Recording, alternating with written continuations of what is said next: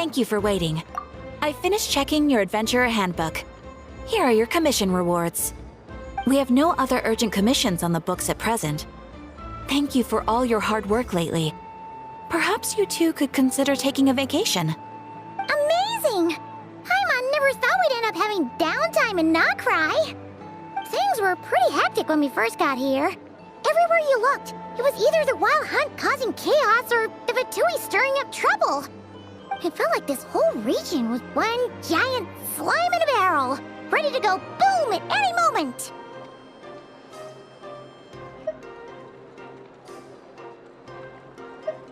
Sure have. Things were looking pretty dicey, but in the end, we managed to turn it around. Whoa! Paimon just got deja vu! Oh, that's right. It's because we've done this like a million times now. Ah, yes. Are you two aware that the Moon Prayer Night is soon to take place? Oh, yeah! Llama told us that was coming up soon. Wait, why do you mention it, though? Do people in Nasha Town celebrate it, too?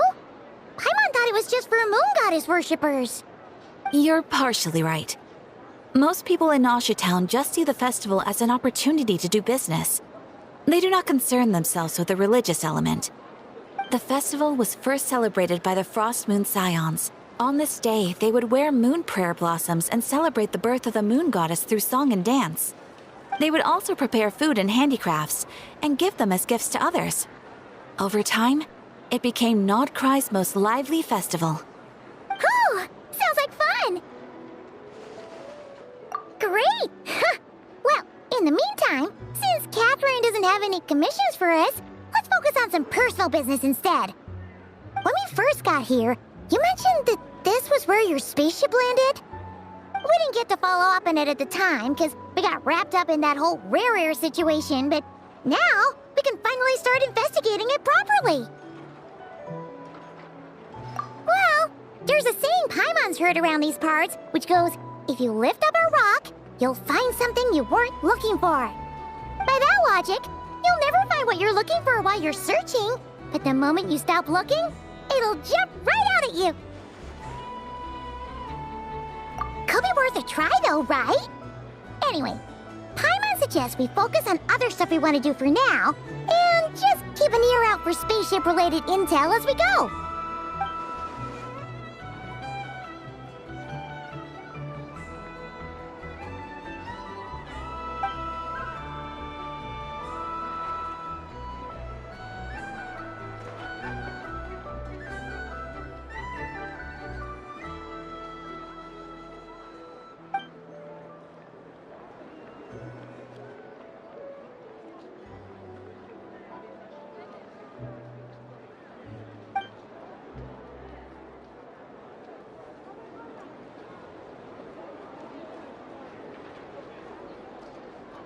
What's wrong? You look super serious all of a sudden. Huh? Paimon gets why you'd be concerned about Columbina, but what does the doctor have to do with anything?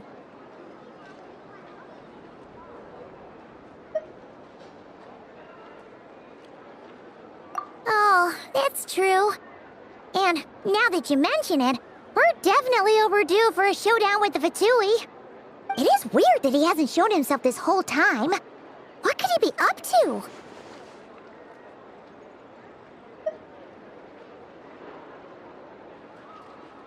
True. Paimon would much rather deal with Marionette anyway. She says the meanest things, but when it comes down to it, she doesn't seem like a bad person. Maybe it's the pressure of being a Fatus? Especially as a Harbinger. Does she feel like she's gotta act tough to keep up appearances or something? But then, every time we headed out with Rarier, she always wound up having to repair Polonia and her other robots. That's gotta sting. Losing face always hurts more for people who care a lot about their image.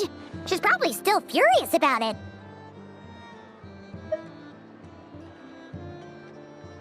What? Relax! She's not even here! Huh? What's the matter? Oh, nothing. Sorry, we'll be on our way now. Where are we again? Oh yeah, Columbina? right, yeah. Let's go see Columbina.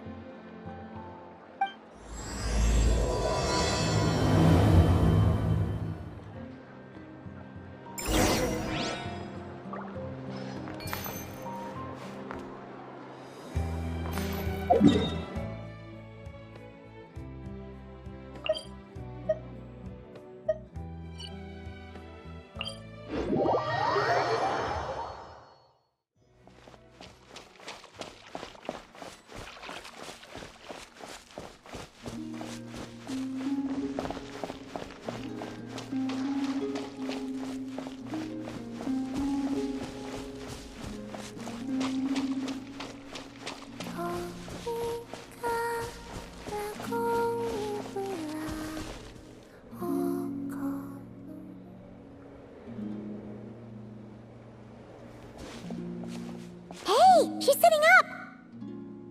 Is me sitting here a rare sight? No, we just thought you'd be resting.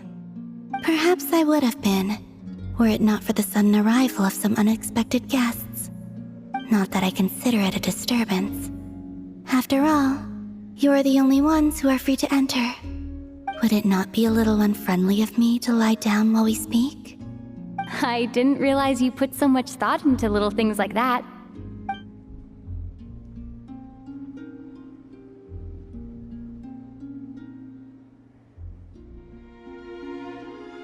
Only sometimes. There have been moments lately where I think about you and your companions. They are warm, mysterious, and cozy memories. Very few of my past memories are anything like that. They say that travelers return home bearing bags full of souvenirs. But my luggage was empty, and I believed it would stay that way. Return home? So, you're still planning on returning to the moon? Yes.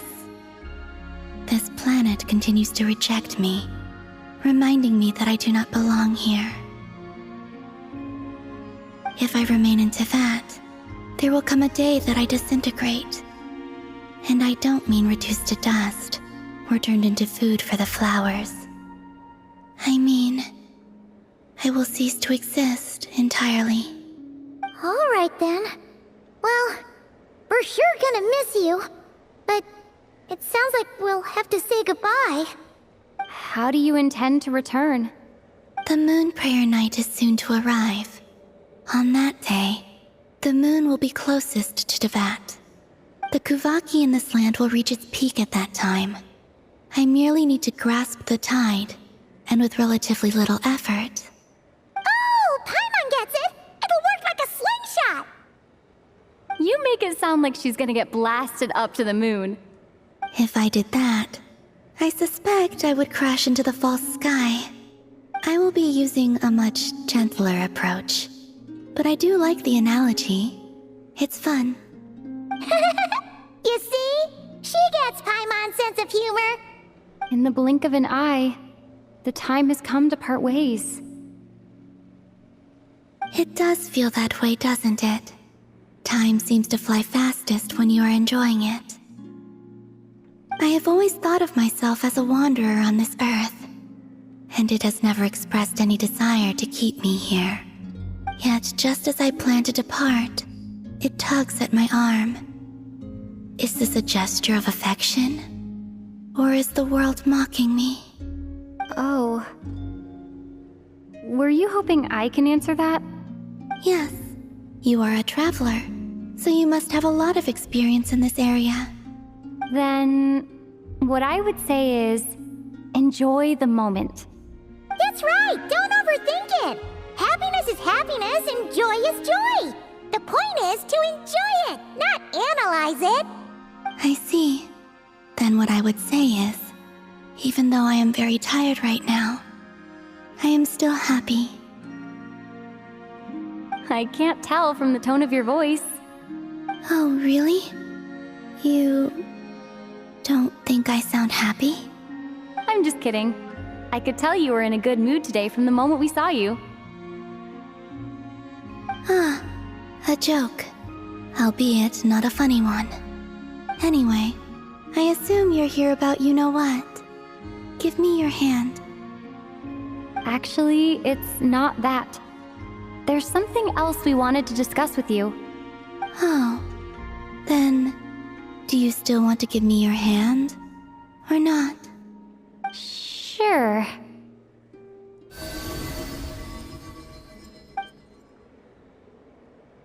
Thank you. So, I've heard that in the Moon Prayer Nights of the past, people here would hold celebrations in the Moon Goddess's honor.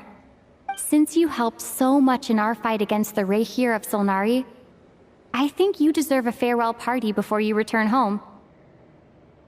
I haven't asked everyone else for their opinions on this yet, but I'd like to invite you to join the upcoming Moon Prayer Night. I've never joined a Moon Prayer Night before. I'm not sure what I would even do. Oh, don't worry about that. We take care of everything. All you need to do is show up. Of course, there's no need to force it if you're not feeling strong enough. It's just, this kind of felt like a golden opportunity. But they call me Kutar, and the Fatui have an arrest warrant out for me. I shouldn't appear in public right now.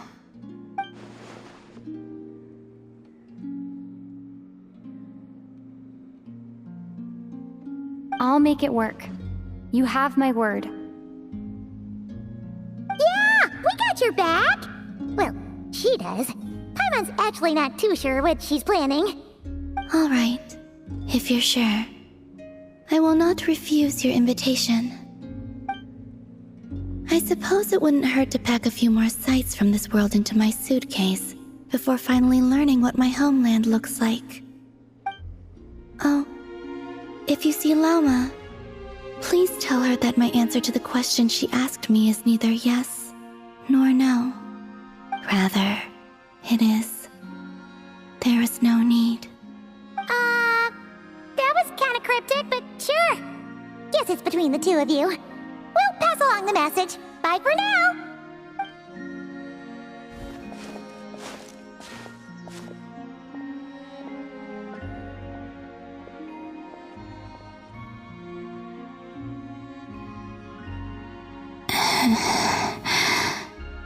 And also, I do not know.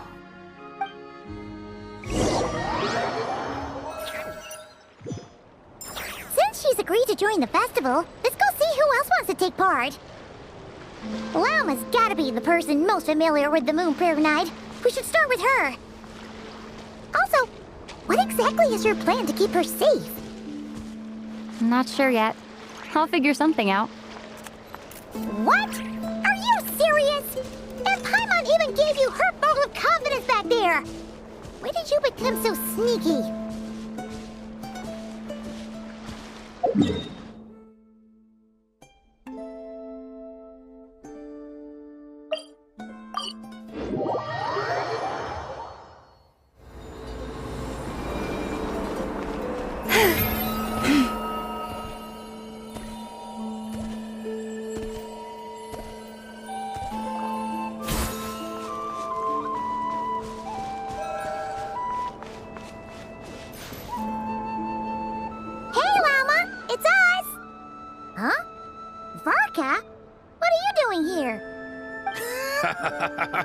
Beats me. I had a bit too much to drink last night, and when I woke up, I was on Hisi Island. Mr. Varka is helping to oversee Nasha Town's preparations for Moon Prayer Night. He is here to go over some details regarding the decorations and custom cloth designs. Right, yeah, that too. What do you mean, that too? Yes. Celebrating this festival is a long-held tradition here in Nodkrai. On this day, the crescent moon at the top branches of the verdant crest turns into a full moon, and the moon prayer blossoms bloom with a special radiance. Our people take these to be blessed omens. It's an especially welcome event coming off the back of all that nasty business with Rehir. Everyone got put through the ringer recently, and now they're looking to turn their fortunes around. The big shots in town all agree that a big, lively celebration is just what we need to rebuild people's faith in this place. No wonder Catherine said that people weren't so bothered about the religious element. That's right. It's become more of a local custom by this point. The celebrations have little to do with whether the religious stories behind this event are true or not. Even the Frost Moon Scions are eagerly awaiting the coming of Moon Prayer Night, despite now knowing that their past beliefs were founded on a falsehood. That's fair.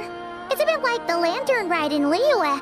It's a chance for people to enjoy themselves, not debate the existence of the Adepti.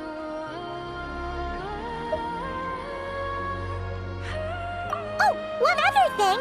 We just went to see Columbina. We went ahead and invited her to take part in the festival this time. Hope it's okay. Wait, so... you mean she agreed to it? Huh. That's quite a surprise. Then, I suppose that she intends to return to the moon on that day. Oh, yeah. It's kind of a complicated process, but basically, it's like a slingshot. I understand. In truth, I had a feeling that she might make such a decision. Well, if Kuthar has decided to participate in the festival, we should prepare accordingly. Yeah, exactly. She was saying how it could be risky for her to show her face in public. We were wondering if there was any way we could hide her. Unfortunately, the people who carved the statues did an excellent job of capturing her likeness. It will be very challenging to hide a goddess whose face everyone is so familiar with. Darn! We may have bitten off more than we can chew here. Nah, don't sweat the small stuff. We can handle that. Huh? Are you saying you have a plan? Not as such, no, but the most important thing with a festival is to keep the mood light and your spirits up. You can't go preparing for a festival with those long faces. You'll never convince anyone to enjoy themselves. The Mondstatter spirit is strong with this one. As it happens, I agree with Mr. Varka.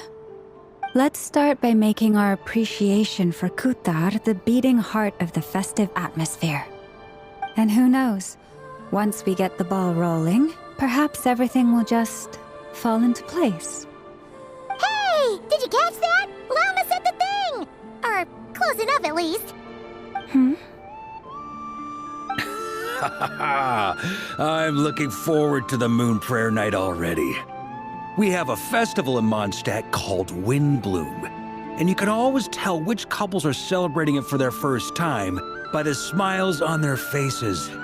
Big, beaming smiles like their whole face is glowing. And I have a feeling we'll get to see that same smile on the Moon Goddess's face at this festival. Not quite the same, surely. Anyway, I'll take care of business in the city, but I'll have to leave the decor up to you and the Frost Moon Scions. No one else can capture that traditional aesthetic quite like you guys. But lastly, there's the final key element that brings the festival to life. Companionship.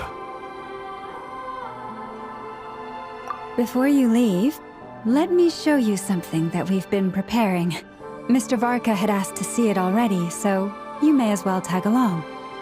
Also, I have some further questions about Kuthar's decision.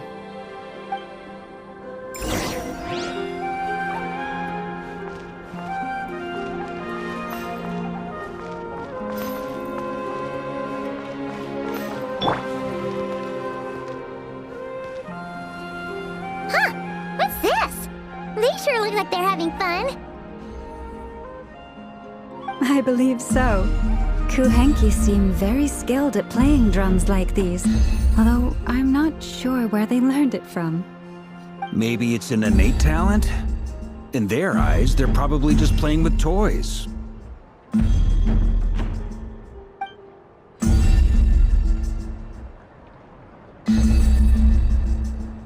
Wanatar! You want to play too?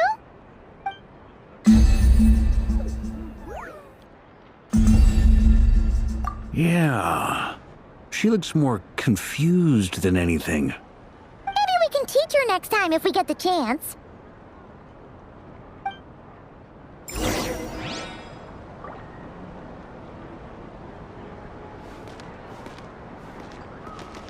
What are these floaty things? Moon veils. We hang them from buildings in the city during the festival. When you look at the sky through them, it creates a lovely misty effect.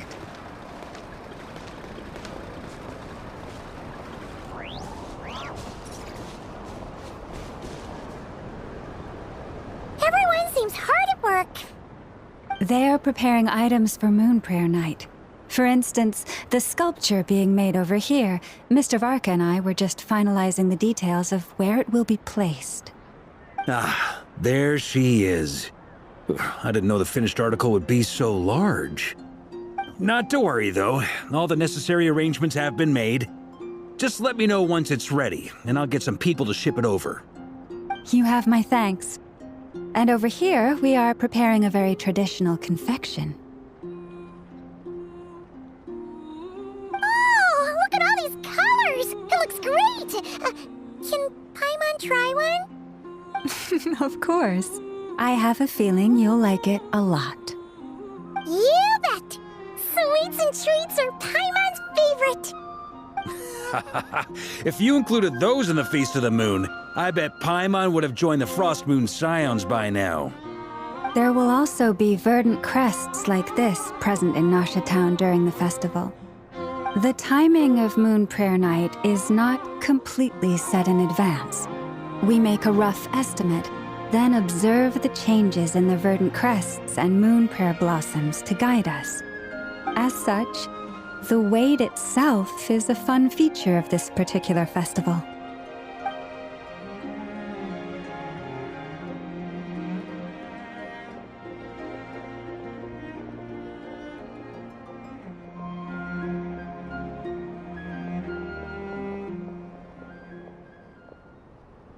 Let's talk here.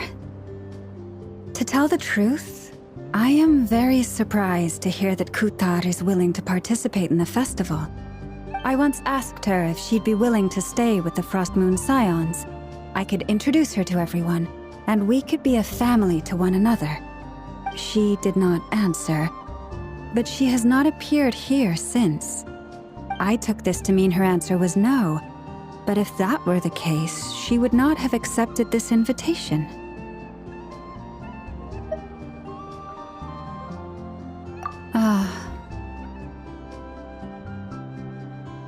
I see. Maybe she is right. Maybe the Frost Moon Scions of today no longer need a moon goddess. But my wish was not for her to come here and be worshipped as a deity. I simply wanted to offer her a place to stay. I'm sure she believes that showing herself here might invite Fatui intervention, and as such, she does not wish to cause us trouble. But what really pains me about all this is that this is her birthplace. She ought to belong here, yet no one has been able to grant her shelter. I think I'm qualified to weigh in here. When someone's about to depart on a long trip, what they need is blessings, not burdens. We should wish her the best, not make the journey harder than it already is. Anyway, she's agreed to attend, hasn't she? All we need to do is simply respect her decision. I see your point.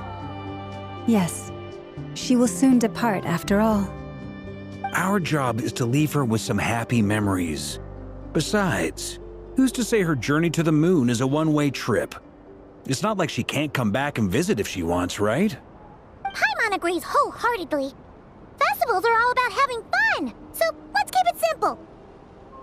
All right, I'm gonna head back to Nasha Town soon. Wanna come with? I'm guessing you have some other folks to visit there. Sure thing, let's go! Bye for now, Wilma! Thank you all. Goodbye.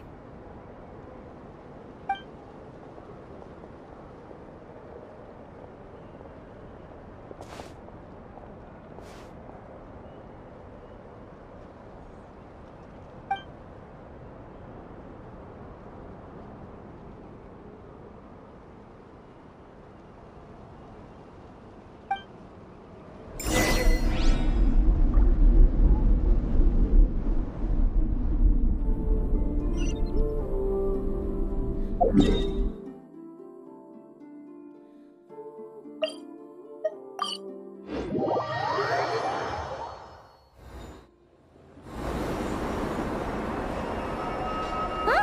Hey, over there! It's Durin and Albedo with Flints! What could they be chatting about?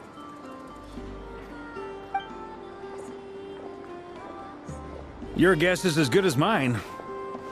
Ah, Grand Master, and the Traveler and Paimon. Hello there. It's been a while. Perfect. We have some new volunteers for our investigation. Wait, let me guess. The righteous Lightkeepers are finally ready to hunt down the Abyssal Dragon? Yes, that too. Yeah, right! Oh, wait! Why does everyone keep saying that too? Well, to be precise, the facts match, but not the causality. Wait, so I guessed right? Half right! Don't act so impressed with yourself. Maybe I can explain. We ran into Mr. Flint's north of Nosha Town. At that time, we just noticed a few abyssal creatures out in the wild, but the strange thing was, I didn't detect any traces of abyssal energy on them at all. On closer inspection, we realized that they were not real monsters, but something akin to reflections in the water, or perhaps a mirage. Huh? What do you mean? Like, you could see them but not touch them? Exactly. It was very peculiar. They roared and tried to attack us, but we could not make any physical contact with them. I think I've heard of things like that happening in Nocturne before, but I don't know much about it. Yes, it's a known phenomenon. Mirage-like illusions tend to appear in Nocturne in the run-up to Moonprayer Night. From a distance, they appear quite real. I myself thought that Misters Durin and Albedo were locked in battle with abyssal monsters when I first arrived. But after sharing intel and investigating a little further, we can confirm that these illusions are harmless. There is no great cause for concern.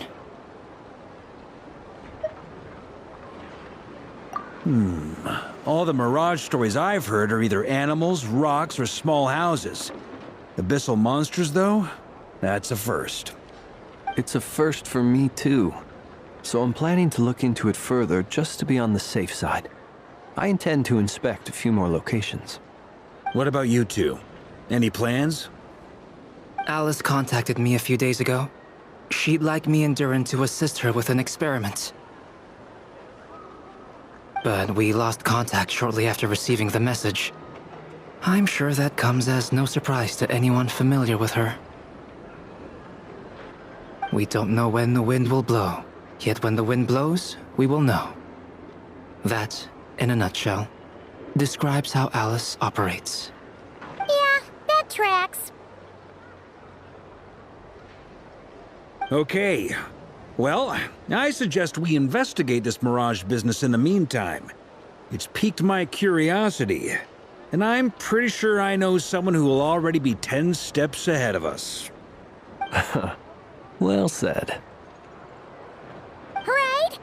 Whatever's happening in Nocturne, she always seems to be the first one to know. Let's go see what she knows. We can invite her and her staff to the festival while we're at it.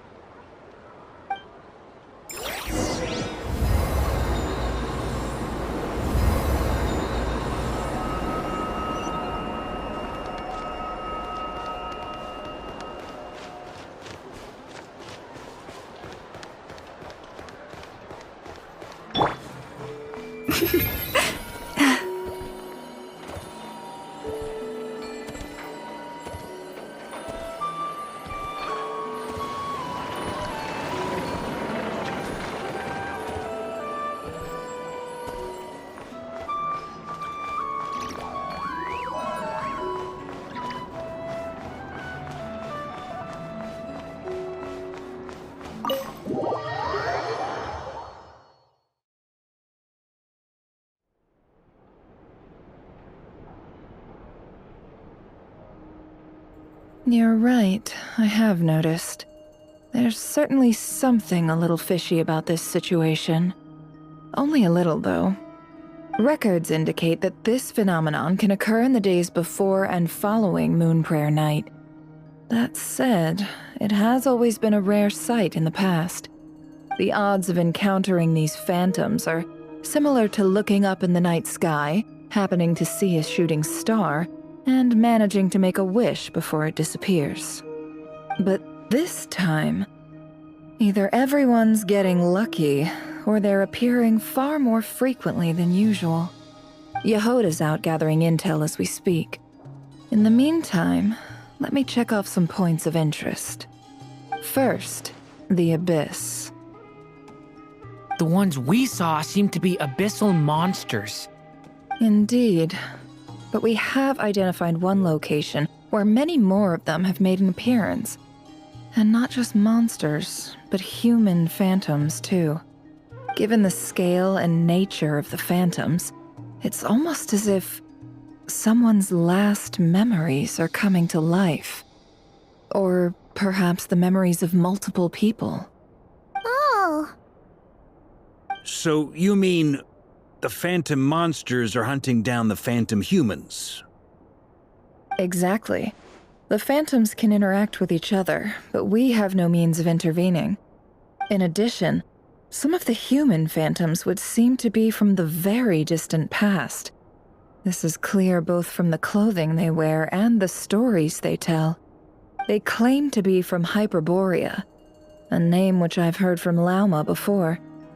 If this is true, it means they must be from 6,000 years ago. Did Paimon hear that right? 6,000 years? It sounds like this merits further exploration. That'd be a big help. I'll leave it with you, Albedo. My knowledge of ancient history is non-existent. I used to doze off every time the pre-Knights of Favonius era came up in class. It's quite a miracle that you were able to understand these phantoms' speech, given how long ago they lived. I suppose you're right. But I'll leave the archaeologists to ruminate over that conundrum. As an intelligence broker, my sole interest is in the value of the information I gather. Which, in this case, hopefully means earning myself some good favor with our dear Lady Moonchanter. So calculating. Whew, this intel broker logic always catches Paimon by surprise. Sounds to me like we could split the work up. I think the abyssal phenomenon is best left to Albedo, Flint's, and me. Agreed. It coincides with my duty as a lightkeeper. For my part, I'd like to understand the abyss better. Even a little knowledge would go a long way. This is certainly a rare opportunity to study the Abyss. But even rarer, perhaps, is the chance to make contact with the Ancients. The Curatorium will take the lead on investigating the Hyperboreans. We put in the work to learn what we know so far. It seems only fair that we get some quantity of exclusive intel. That just leaves our trusty team of 2 unassigned.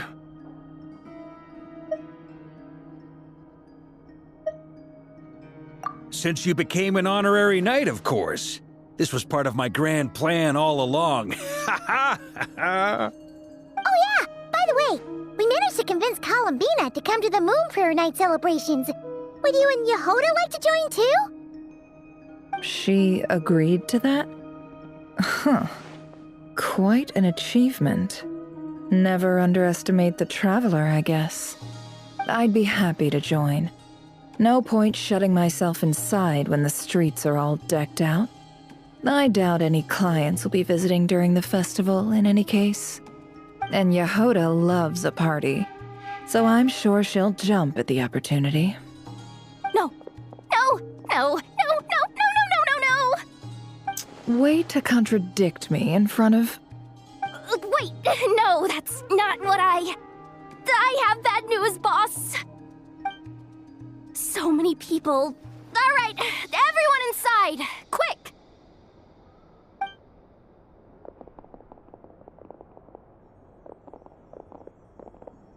This is gonna sound crazy, but hear me out. The I saw one of those phantoms at Star Sand Shoal, and it was some sort of flying ship. Like a spaceship?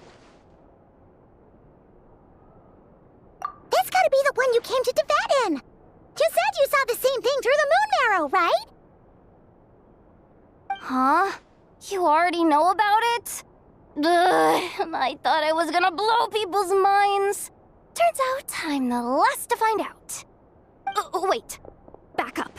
You came here in a spaceship? Now my mind is blown! What's it like on the inside?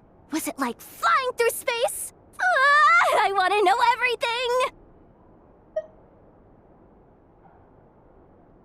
Yep, exactly. Huge discovery. You're the best. Second best intel broker in the world. After your boss, of course. Wow. Really? Well, I don't know if I'm all that, but... I guess that decides where we're heading next. Come on, don't look at me like that. I know the spaceship doesn't have anything to do with me, but you don't want to leave me as the only one twiddling my thumbs, do you? Please? Fair enough. You can tag along. In that case, let's meet back here to discuss our findings once we're done. I wish everyone a productive investigation. You too.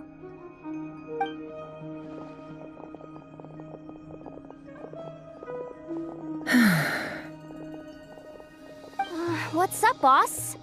Aren't we gonna head out? Tell me, Yehoda, when did the curatorium start giving out intel for free? Oh, sorry, boss.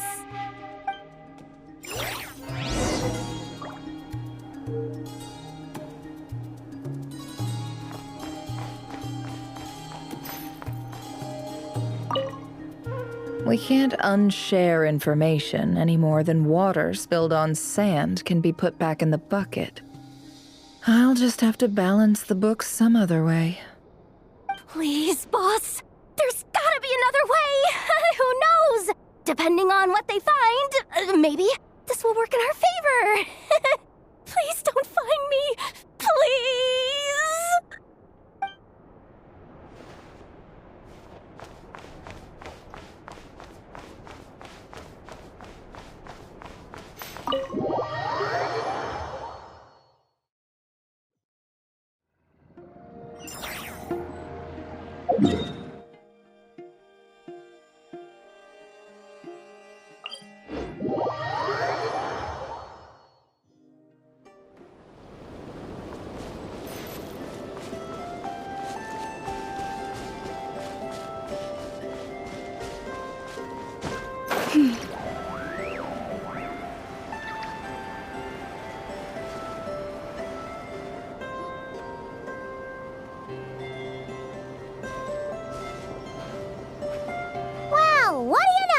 Yehoda was right on the money. This phantom really is your spaceship. But that's so weird. Why would it show up here? Is it some kind of projection? Or a ghost? Like, maybe it no longer exists, but somehow it left an afterimage?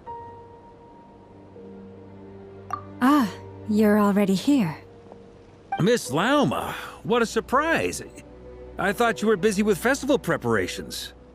I was, until one of our people informed me that a strange sight had appeared at Star Sand Shoal. No one's ever seen something quite like this before. I thought I should see it for myself. Same here. Oh, so we heard that these things appear around the festival period. Any idea why that is? Unfortunately not. We have very limited information about them, since they can't be interacted with. And no human phantoms have ever made an appearance before now. The most we've been able to deduce is that these sightings appear to be connected to the increase in Kuvaki energy around this time. Yeah, seems like that's all we can do. This is all so confusing. Allow me to lend you a hand.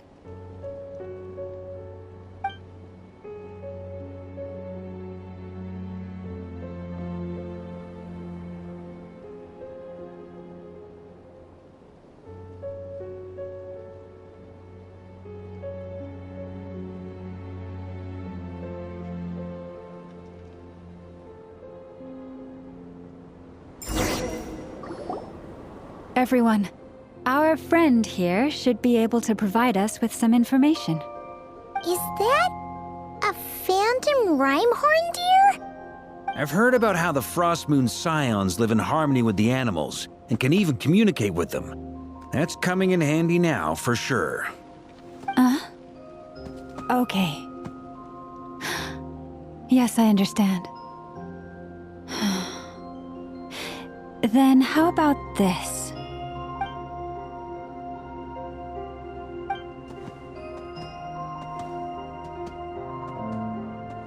Oh, it's leaving. It appears to share our curiosity about this giant spaceship, so I asked it if it wouldn't mind investigating along with some friends. In return, I told it about some nearby spots where the wild fruit grows abundantly. We may live in a different era from these phantoms, but I trust that the terrain, climate, and ecology here are more resistant to the effects of time than some things are. Let's give them a moment and hope for the best.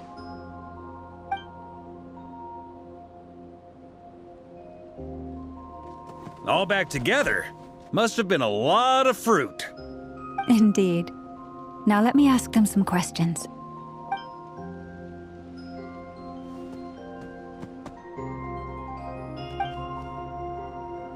It did find a lot of wild fruit, enough for them to feast for a long while.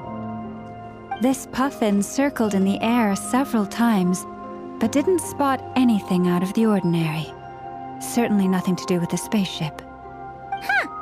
Well, it definitely makes sense to get a bird's eye view. Indeed. Other than that, I was also thinking that the world these phantoms see is also different from ours. Oh, I get what you mean. The wild fruit exist in both times and spaces, but there might also be things that only exist in that space-time, which we can't see.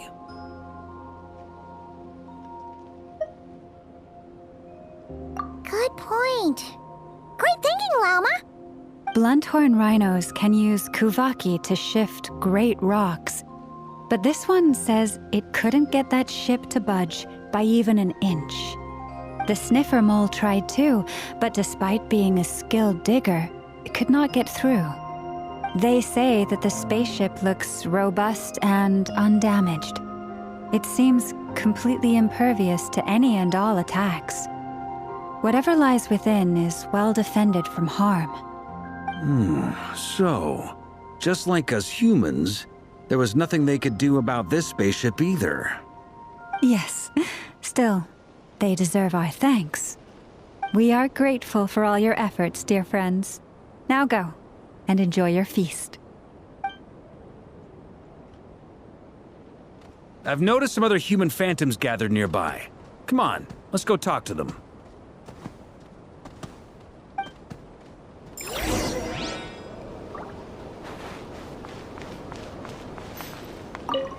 Those illusions and those people. It's all a little creepy, don't you think?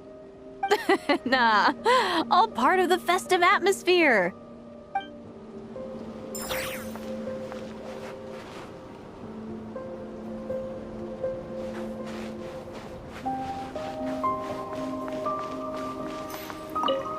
Have you ever seen anything like this?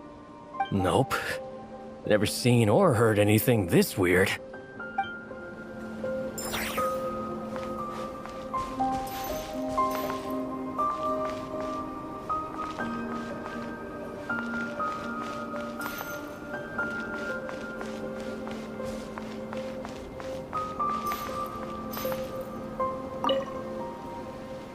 What is this thing?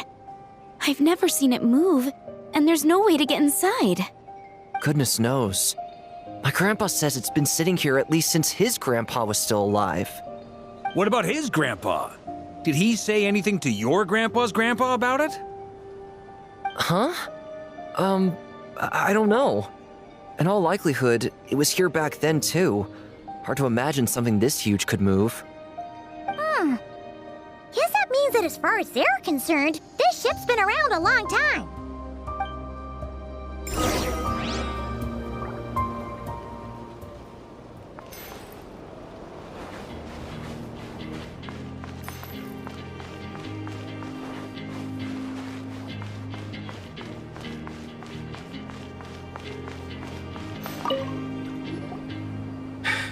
Come on, brothers. If we can get even a small chunk off of this thing, it's gotta be worth a fortune. Today is the day we strike it rich. Huh? You mean Paimon? Yes, brother, I shall join you. Let's make our fortune. We should go with them. What the? This thing is crazy tough. I can't even scratch it. What's it made of? Sorry, brother. Looks like we'll have to seek our fortunes elsewhere. Enjoying yourself? I was just seeing if I could influence this phantom's perception by playing. But nope, no dice.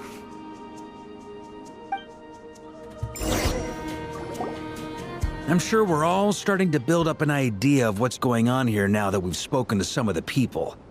These phantoms are reenacting real historical events in Nodcry. It's almost like we're in some kind of interactive stage play. We can talk to the actors, but the plot is fixed, and we can't influence it. It makes sense. History is set in stone. The objective facts of the past cannot be changed. Paimon totally thought you were just goofing around earlier. But actually, you were doing some serious investigating. Of course I was. Anyway, at this point, I think we're forced to conclude that although the Phantom spaceship is right there in front of us, we aren't going to learn much about it from these people.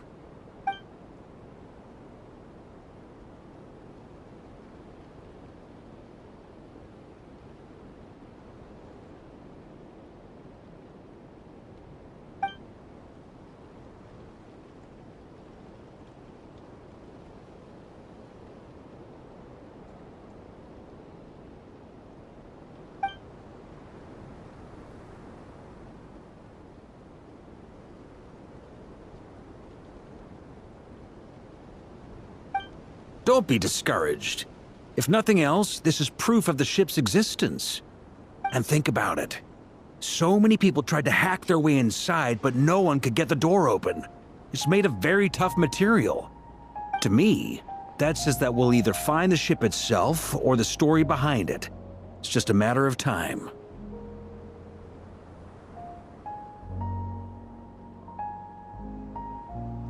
Huh.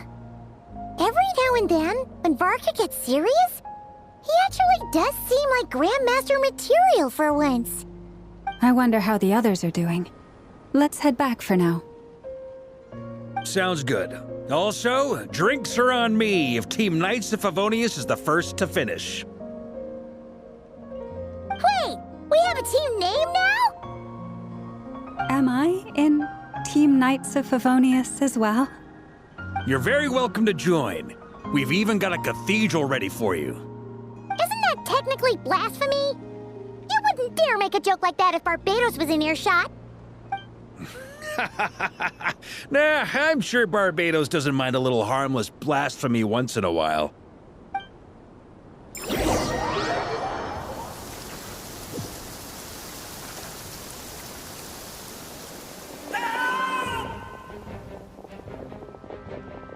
Oh, no! Get away! Oh.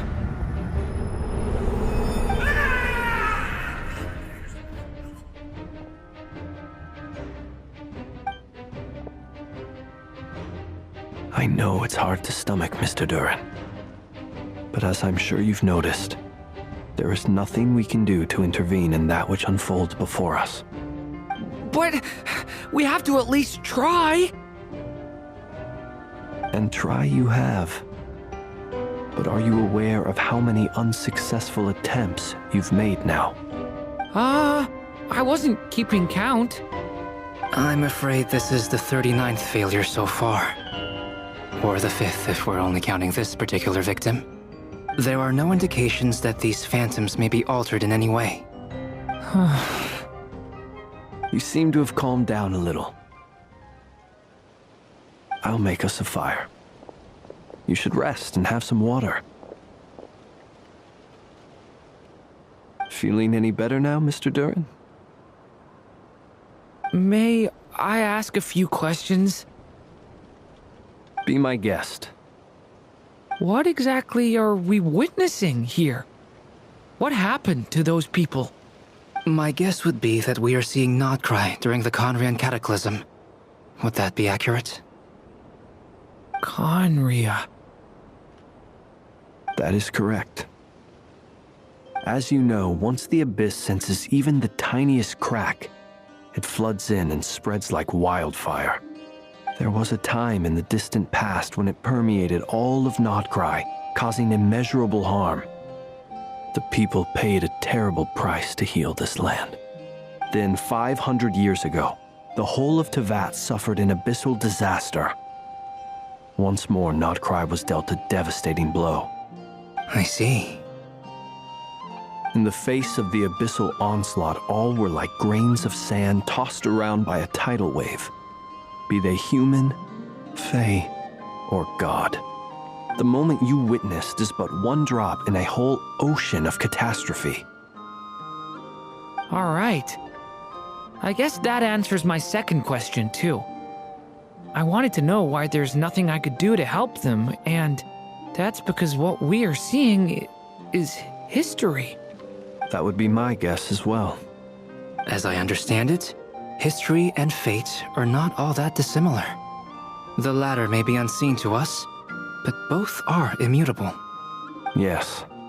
Fate was determined long, long ago. I still have a couple of other questions for you, Mr. Flint's. You mentioned more than one abyssal disaster that has struck this land in the past. How can you be sure that what we're seeing is from the Conrian incident? And also, how are you able to stay so calm when you're talking about these events? From everything I know about you, you're not cold or ruthless, and you're not indifferent to the suffering of others. Alas, I am forced to show my age. I must be 600 or 700 years old by human measure. Wait, so you... One is not easily moved by history when one has witnessed the truth firsthand. I'm sorry. You needn't apologize. Your passion is a good thing to have. Treasure it, because someday you may find it in terribly short supply. Now, at the risk of offending you, I have a question in return. Your curiosity toward the Abyss, is it born from hatred or because you sense its call? I only ask because I kept a fragment of Rerear's body in my lantern for a short time. Specifically, his heart. So I know what a burden it can be to carry the Abyss with you. And I hear its power growling from somewhere within you. In my eyes, your mere existence is a miracle. My honest answer is... I don't know. I don't think I have the confidence to say for certain. What I will say is the Abyss is not the only issue that haunts me. Even before I became who I am today, the question dogged me constantly. Should I even exist at all? My doubts remain unresolved.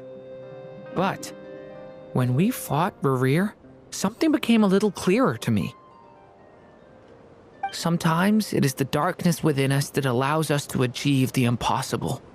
I certainly got the sense from your 39 attempts that you were trying to achieve the impossible. It sounds like you've resolved to see the truth for yourself. Absolutely. In that sense, he and I are quite similar. Then I wish you every success. I look forward to the day of your transcension. Well, if everyone's caught their breath, I suppose we should head back. Oh, and one last thing. I'd appreciate if you kept our discussion about history a secret.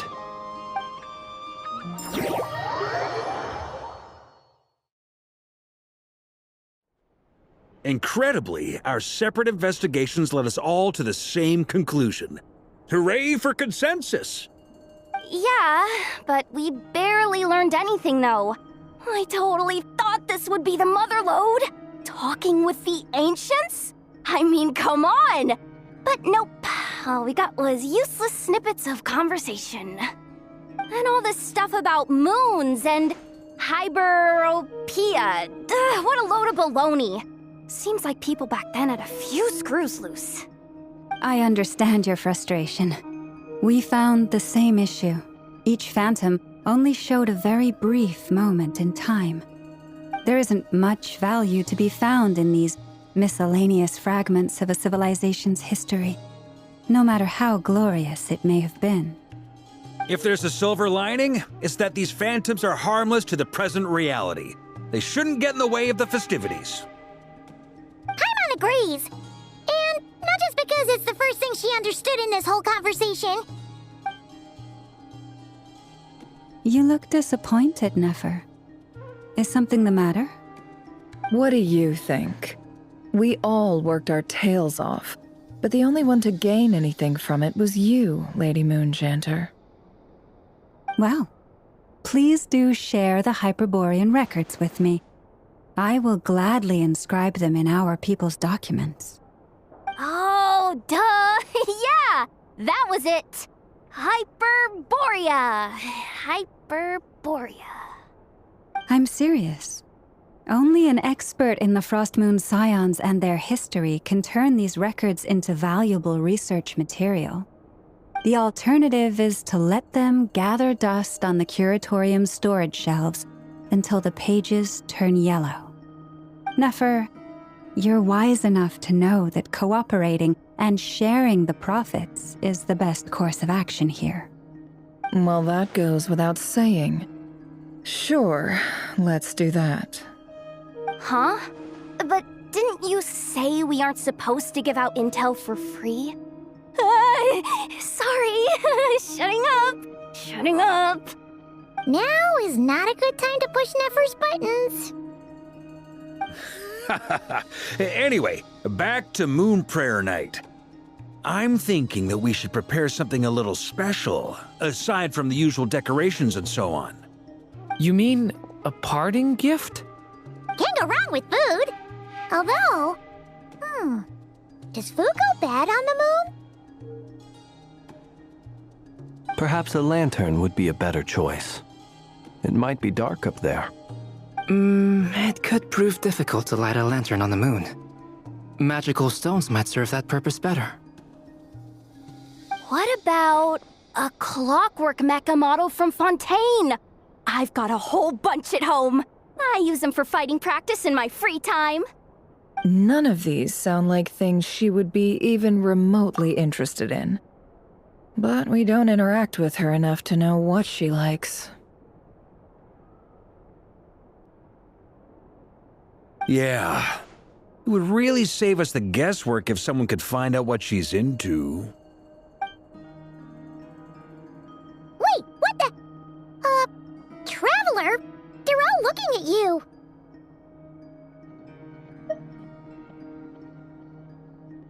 Great! Haha, problem solved. Now, I need to stop by Dory's.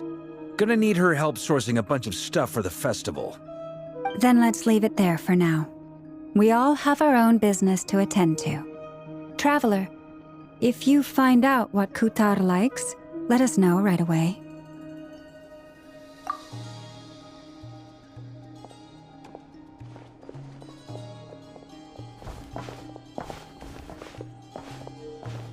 Is something the matter?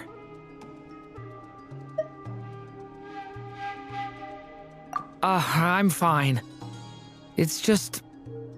I'm still feeling a little rattled after witnessing the horrors of the Abyss. But it's okay. This is something I have to work through. I'll be all right. Thanks for your concern. Well, don't put too much pressure on yourself.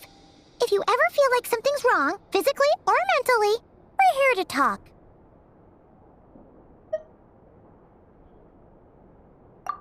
Come on. Stop treating me like a kid.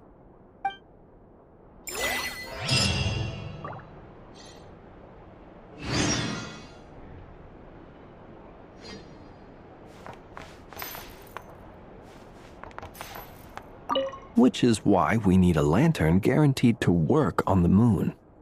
Yes, I have a few ideas, but the lantern itself is the easy part.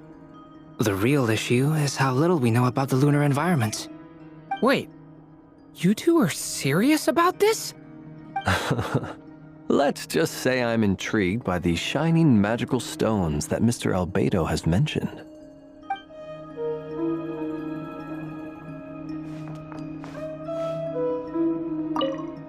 Could you do me a solid and try to smooth things over with Boss Neff?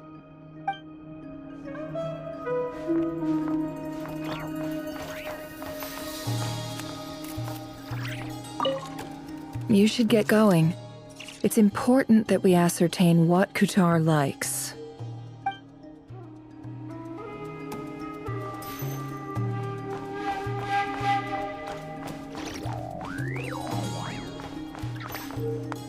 Miss Lauma, would you accompany me into town? I think it'd be best if you saw the Frost Moon Scion's decorations for yourself. Very well. Let's go.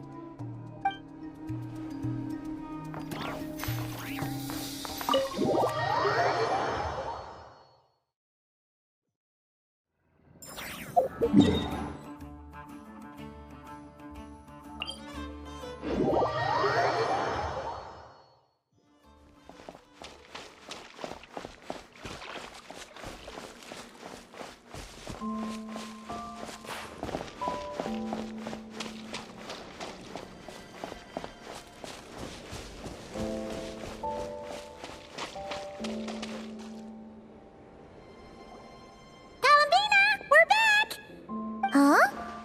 She's not here. Weren't there a few Kuhenki here last time too? Where did they all go? Walkies? For Kuhenki? You're not pets, you know. Oh well, looks like we just came at a bad time. Let's try again tomorrow. There's still a few days until Moon Prayer Night, so we're in no rush. Besides, she needs time to rest anyway.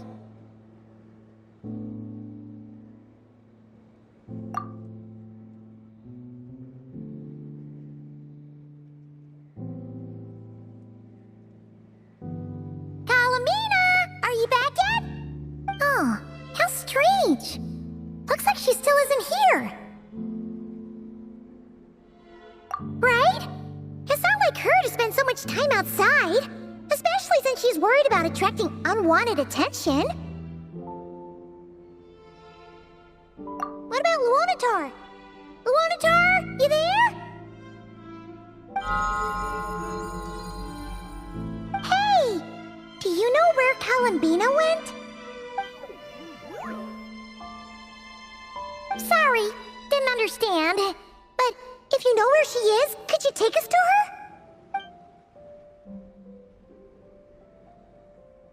Yeah, that's even stranger. What about him? Oh, that's not good news. They change color when Kalambina gets weaker, right? And they look super pale right now. Good idea. She might know what's happening.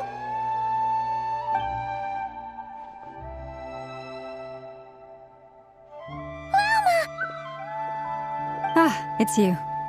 How is Kutar? Is she okay?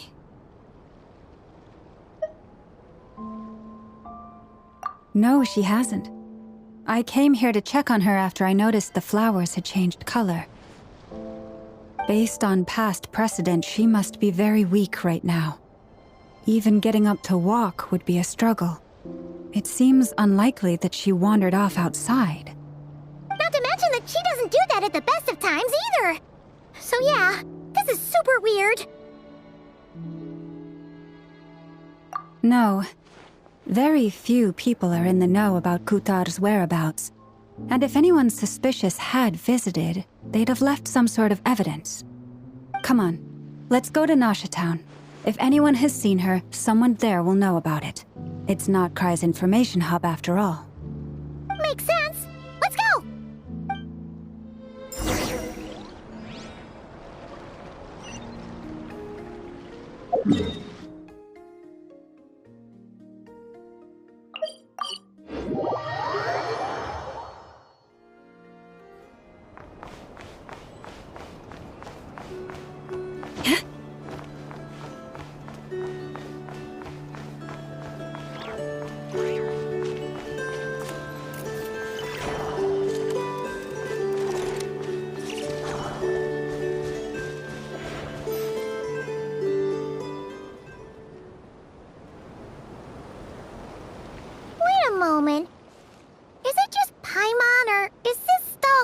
suspicious.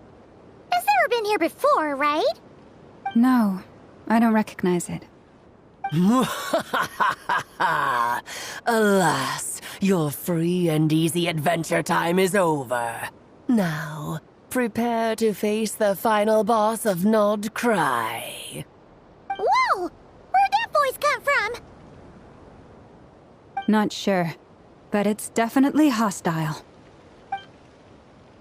No, not that way. The final boss is right here.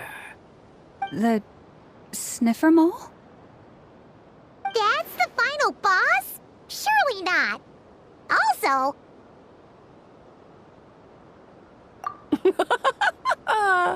Okay, the jig is up. I'll stop teasing you. Turn around. I'm right behind you. It seems I've managed to leave quite an indelible impression, even though you've never seen my face. Ah, nothing could make a great mage more pleased with herself.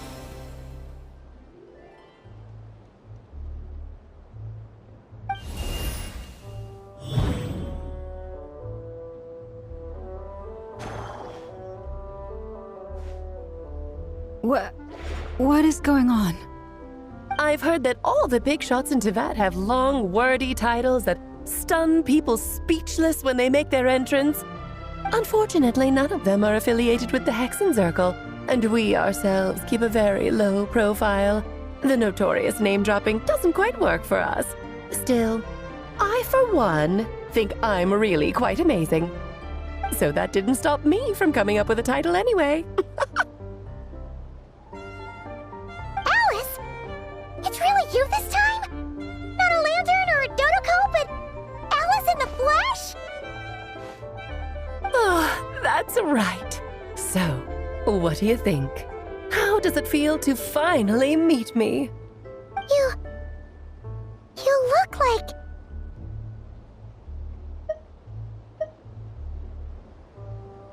Oh, that's the first thing you thought. A little surprising, but that actually makes me very happy. Because that means that when Klee grows up, she'll be just as stunningly beautiful as her mother. So she's a friend of yours? Kind of. This is actually the first time we've seen her in person. I see. Madam Mage, that was, quite a powerful entrance. I certainly won't be forgetting it anytime soon. It's okay, Lauma, don't force it. Paimon will do the honors. This is Alice from the Hexen Circle. She's a friend of ours, and of Arcus, too. That's right. She's a good person, just kinda unpredictable. Well, what is the human heart if not unpredictable? Hmm? If we could not do as we please, how would we differ from machines? I am Lauma, Moon Chanter of the Frost Moon Scions. It is a pleasure to meet you. Oh, I know. Before you got here, I spent a good, 15 minutes getting up to speed on Nodcry's present situation. In other words, I've read the whole in the last episode part, so we can skip the pleasantries. Fair enough. Well, Miss Alice, I can already tell that you have quite a unique personality. He'll get used to it. Paimon sure is. So anyway, what are you doing in Nodcry, Alice? Oh, I thought I told you already. This time, I'm the final boss. And what a formidable foe I shall be. Powerful, confident, decisive, and good luck finding my weak spot. You will never succeed.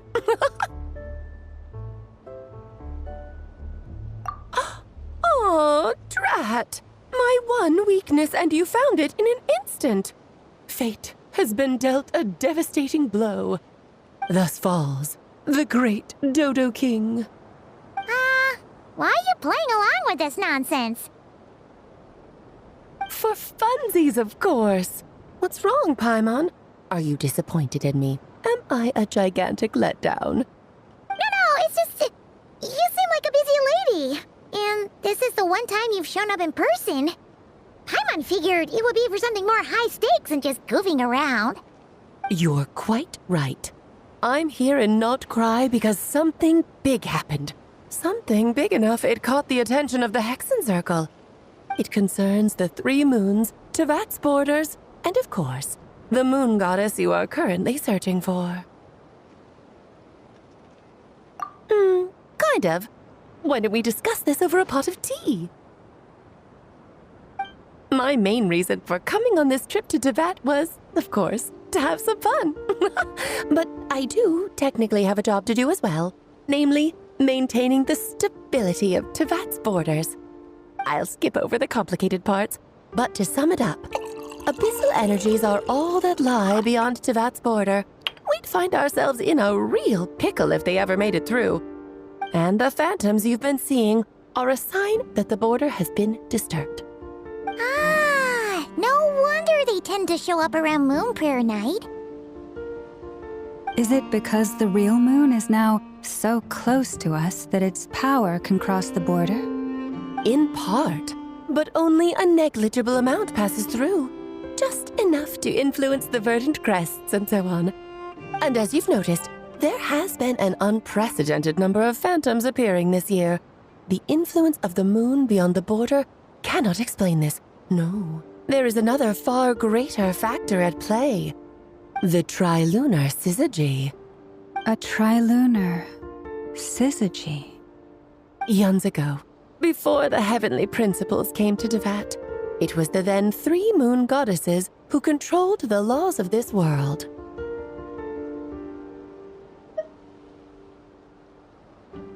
Oh, that's exactly it! The 3 goddesses split these powers amongst themselves, promising never to consolidate them into one singular body. This was meant to keep the world stable. But, fast-forwarding to the present, the eternal moon's marrow is with you, while the iridescent moon's marrow, which should never have appeared in this world, has been retrieved. Add that to the presence of a moon goddess in the flesh and... the power of all 3 moons is gathered here in Nocturne. There hasn't been an event like this since the War of Funerary Flame. And it's having a noticeable effect on Tevat's borders. Because I wish to give my darling daughter a peaceful, sunny environment to grow up in. Is that a good enough reason? Kinda sounds like you're dodging the question, but it does make sense. Well, that's one reason anyway, and the most important one. The others are a little complicated to explain. For instance, cleaning up after dearest Miss R. Albedo could tell you more about that if you're curious, but right now, I have a more important question to ask you. Why are you collecting the moon marrows? I see. Nicole told me about that legend once. Nicole? You mean Mage Anne? Oh, so you remember. Ah, yes, of course.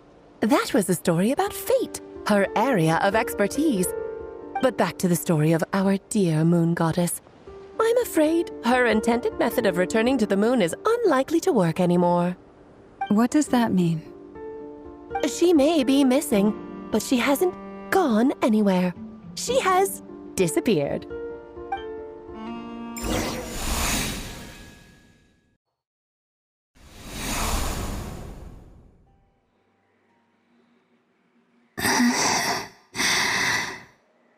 My body is so heavy. Wait, no. It's my mind that's heavy. My arms and legs are as light as a feather. What's happening to me? I feel drowsy, like I've been asleep for too long. Is it daytime or nighttime? Is the moon out? I think I'll go for a walk.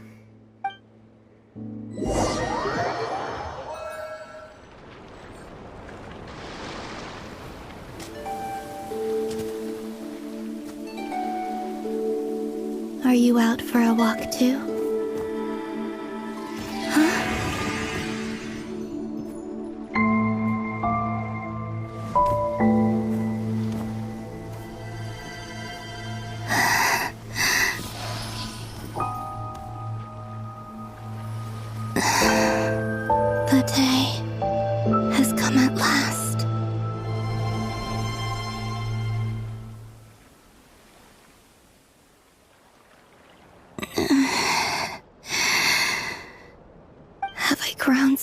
weak that I can't even sustain my physical form.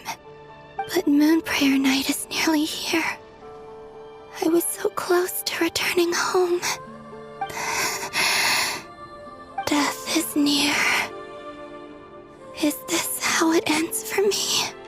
Will I return to the moon after I disappear? Or... I don't want it to end like this.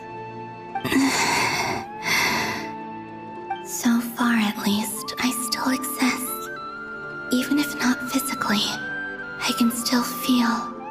But as my power wanes, I'm sure that too will fade.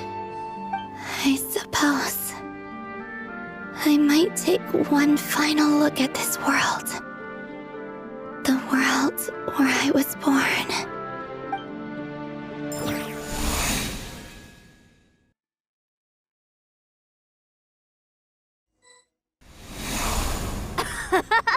Come on! Come on! Wait for me! The Frost Moon Enclave. How much it has changed since I was born. These decorations, they're so heavy. It's times like this when you kind of wish men could be priestesses and acolytes. How fascinating. I've never had the chance to be privy to people's private lives in this way. In the past, people would get so solemn and serious the moment I showed my face. Like they were frozen stiff. Karina, Lametti, it's time to eat. Coming! I want to watch them a little longer.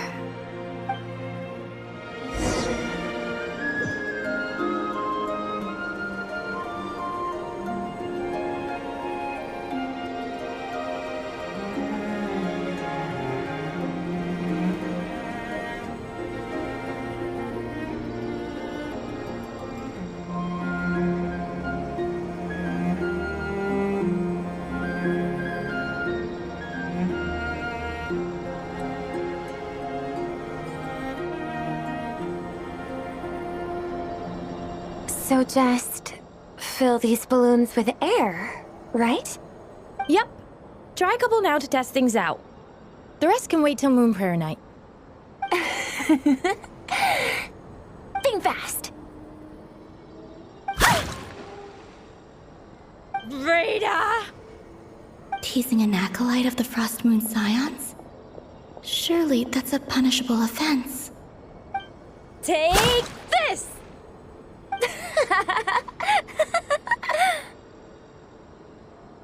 Huh? Alright, enough horsing around. Lady Lauma gave us a task. We should get back to it. The task is just to check that the balloons don't leak, right?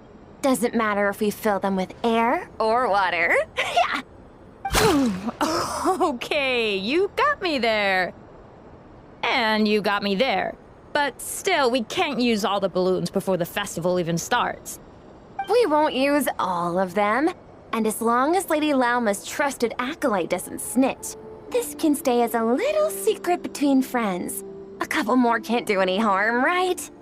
Oh, you menace. Then, think fast! Is pumping a balloon full of water really so much fun?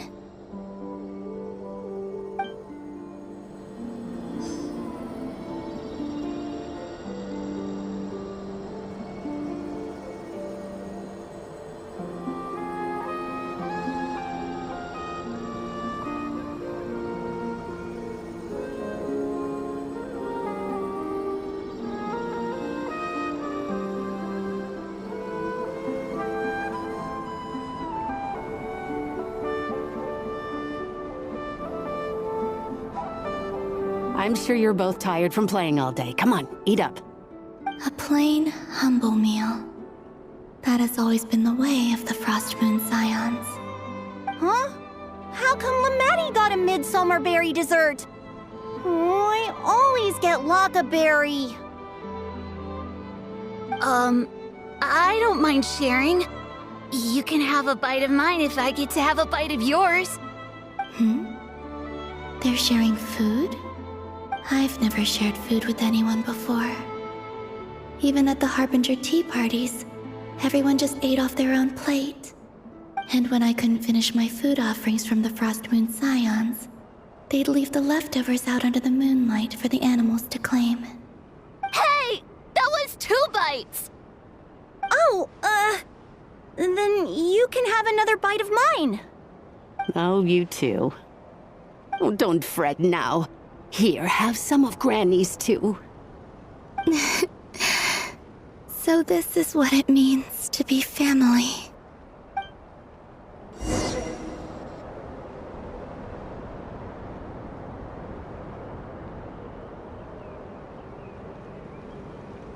I'm seeing so much that I'd never usually get to see. They'd never act like this when I was around. It's nice, being able to just watch people in peace in these final moments. What a rare opportunity. I think I'll go take a look around Nasha Town, too. Maybe the Traveler will be there.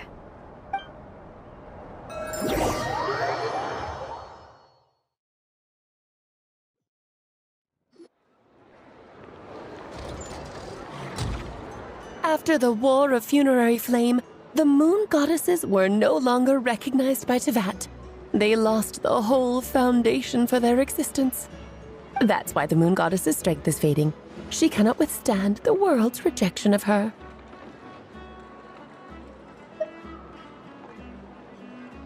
To be more pedantic about it, the Moon Goddesses did something to offend the heavenly principles, and that's why they were ousted.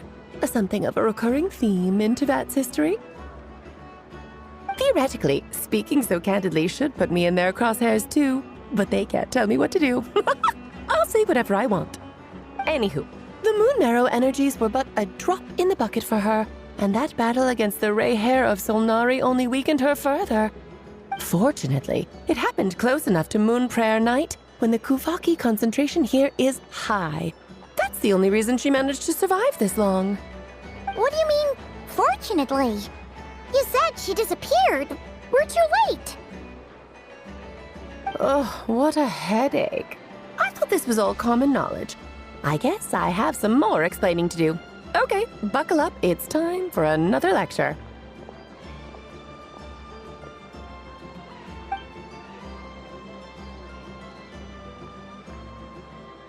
Now, I said earlier that the Moon Goddesses lost the foundation for their existence. The reason for that has to do with the natural order. Basically, the rationale for their existence in Teyvat was lost. The same logic applies to the present Moon Goddess too. Consider her existence so far. Her comrades in the Fatui called her Damselette. And she was worshipped as Kutar by the Frost Moon Scions. But these connections have now been severed, whether by her hand or yours. So, the rationale that once sustained her existence is now gone. Wait, we did that to her? Oh, well, strictly speaking, yes. But let's not start pointing fingers, shall we? I'll only end up as the big bad villain, and that's not the kind of final boss I want to be.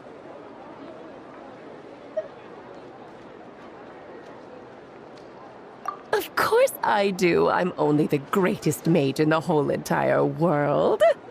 Now, if you wish to find your Moon Goddess, there are 2 problems we need to solve. Firstly, we'll need to strengthen the connection between her and Teyvat, at least enough to sustain her until Moon Prayer Night. Strengthen her connection? But does that mean I'll have to rally all the Frost Moon faithful behind this? I'm afraid a bygone faith and a former home won't be of any help to her now. Do you know her name? Her name? Oh, yes. Names are very important things. A name is a fundamental concept that anchors one's entire existence. Then your first job is to find it. As a moon goddess, I'm sure she must have a name she identifies with. Neither Columbina nor Kutar is her true name, and she's never really accepted either of them. So, finding out her real name is enough to sustain her existence? Yes, I know it sounds like a small step, but every journey begins that way. So for now, that's all we need to focus on. The second problem is with her plan to use the moon marrows to return to the moon. Unfortunately, piercing through the false sky will take an enormous amount of power. Given her current condition, she won't be able to provide anywhere near enough power, even if she recovers her physical form. But no need to fret. Nicole's the expert in this field, and I'm sure she'll figure something out. Wait, Mage N is going to help us out too? That means we've got 2 Hexencircle mages on the case.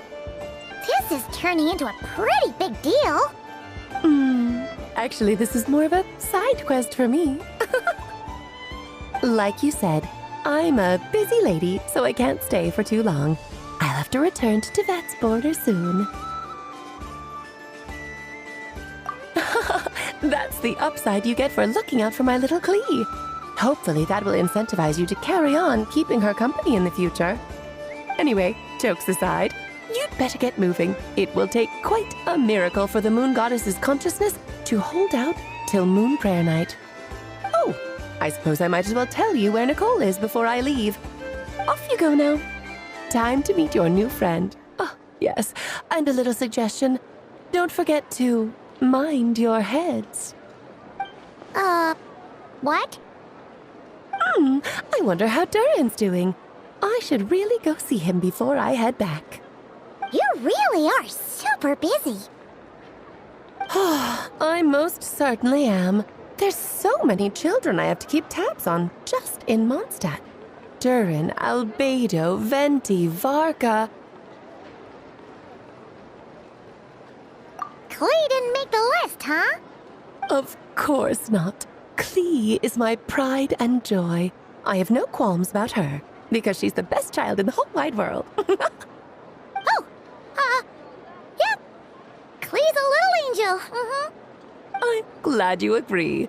Well, all the best. See you when I see you.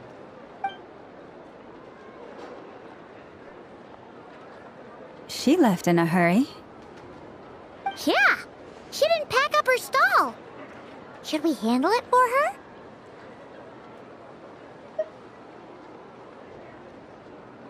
I must say, I'm now very curious about her daughter. Klee, wasn't it? What's she like? That's a long story. Come on, we'll fill you in as we go.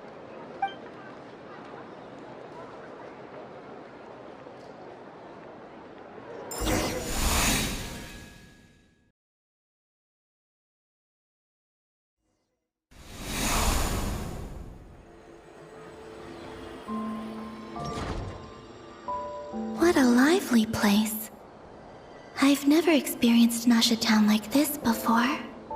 Hey, you old geezer! Your hammer's rusted through! Who are you calling old geezer? Are they quarreling? I'm looking right at him! You've really gone downhill since giving your daughter free rein in the workshop. Can you even swing a hammer anymore? It shouldn't take you days just to fix a single chair!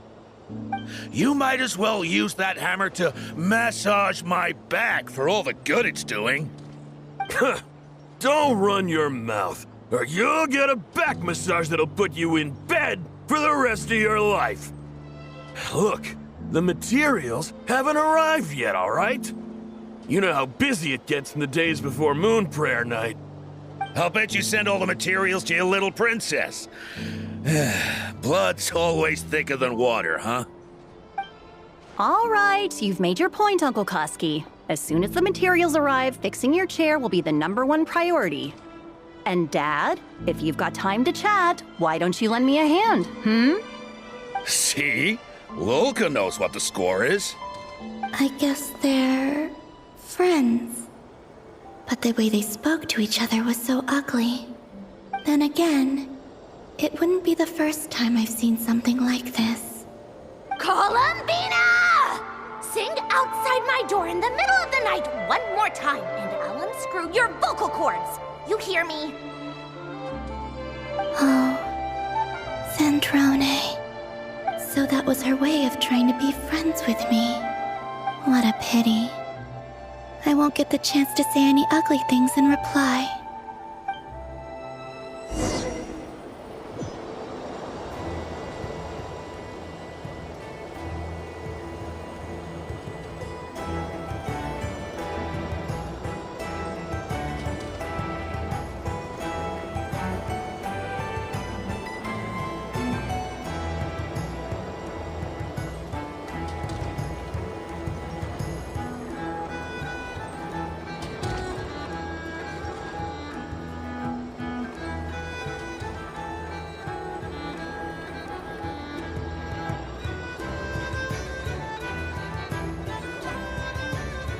Hey, have you decided what to give her for Moon Prayer Night?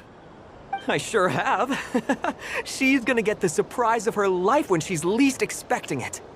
Then I'll whip out the ring and pop the question. The surprise of her life. What a fun turn of phrase.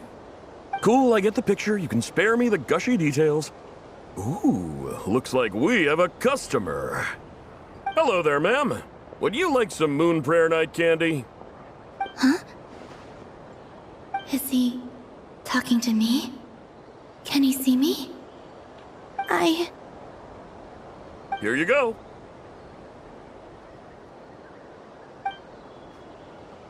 Oh.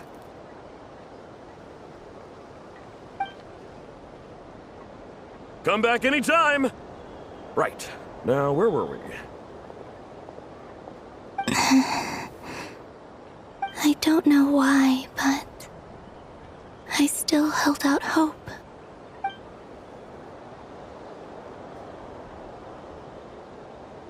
The most important thing right now is to find that mage. This name thing seems super important too, but where do we even start looking? I'd better go pay the Fatui a visit.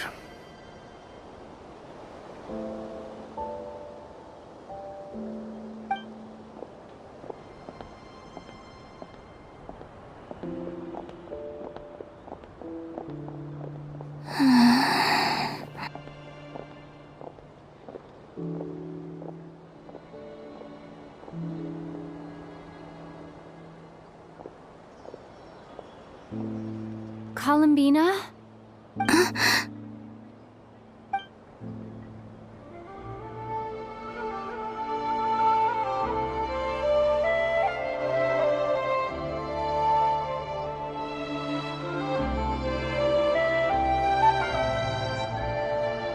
Traveler? Let's go! This is no time to be spacing out!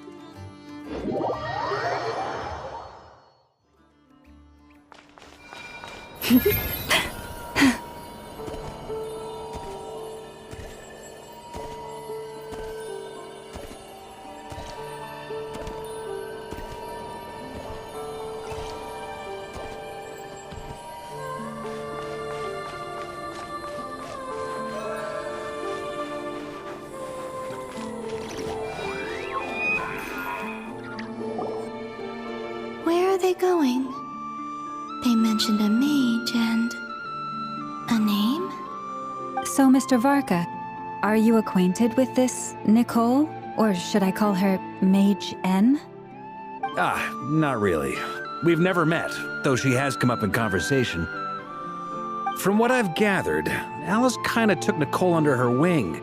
Taught her how to speak in a more ladylike fashion, that kind of thing. Huh. Hard to imagine Alice as an etiquette coach.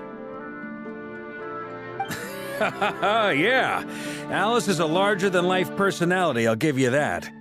But then again, that's why she's able to draw such an eclectic mix of people into her inner circle. If I remember correctly, being an interesting person is actually one of her main entry requirements. So, if you ever wanted to join the Hexenzirkel, I'm sure you'd both be eligible to apply. Hey! Don't go around making promises on Alice's behalf! I wouldn't dare.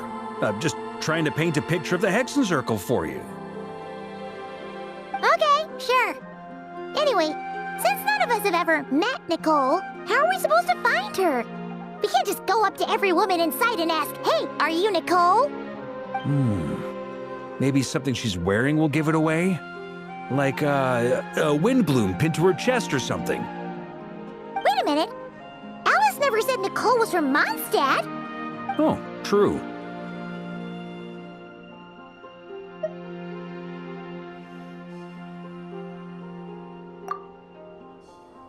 That would be this young lady, then?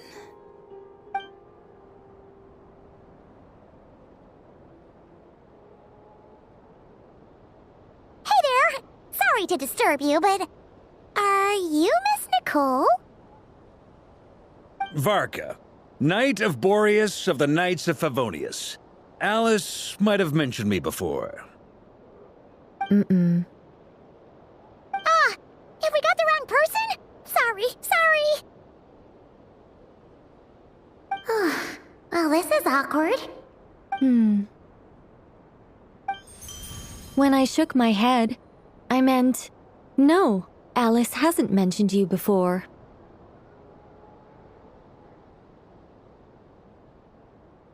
Huh?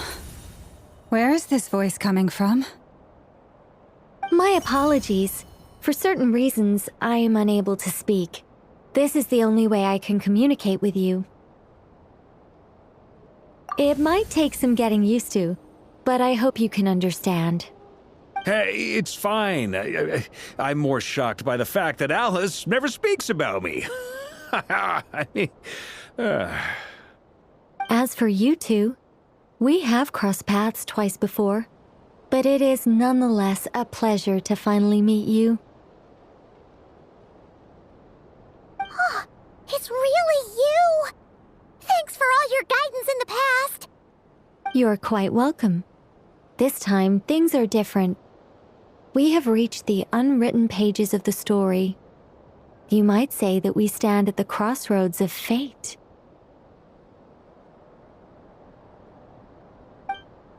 Now then, allow me to formally introduce myself. My name is... No, stop! Alice! I can't believe it! I had a whole speech prepared. I'd agonized over every single word. She always picks the worst moments to ruin other people's plans. I'm so sorry about that. Alice took the liberty of devising some bespoke self-introduction magic for each member of the Hexenzirkel. But I could have sworn I deleted all of the triggering conditions for it. How did it bypass everything? Oh gosh, this is so embarrassing. This is a very different side of Nicole than what we're used to. Is she not used to face-to-face interactions? Don't worry about it. We've seen that introduction magic once already, so it wasn't too much of a shock. Please go on, Miss Nicole. We'd love to hear what you have to say, or, well, communicate. Huh? Are they talking to this lady? But... Will you all promise to forget that horrendously embarrassing introduction? sorry, embarrassing. When?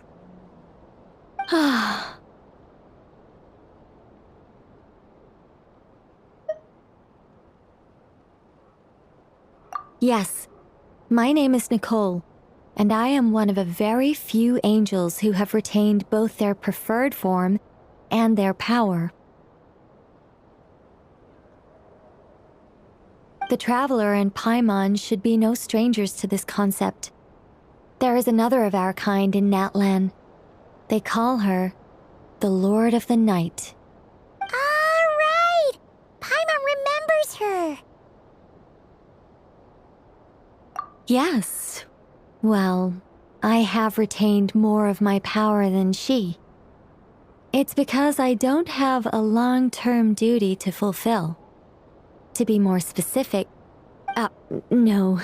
We'll be here all day if I get into the specifics. Moving on. If I'm not mistaken, you are here because you wish to learn how one might reach the moon beyond the sky. That's right. Is that something you can give us any guidance on? Yes, I do know a way. It began with the Hyperboreans, who lived after the War of Funerary Flame. Blank looks. Maybe I should start with the background of the war. Or maybe not. It shouldn't be an issue.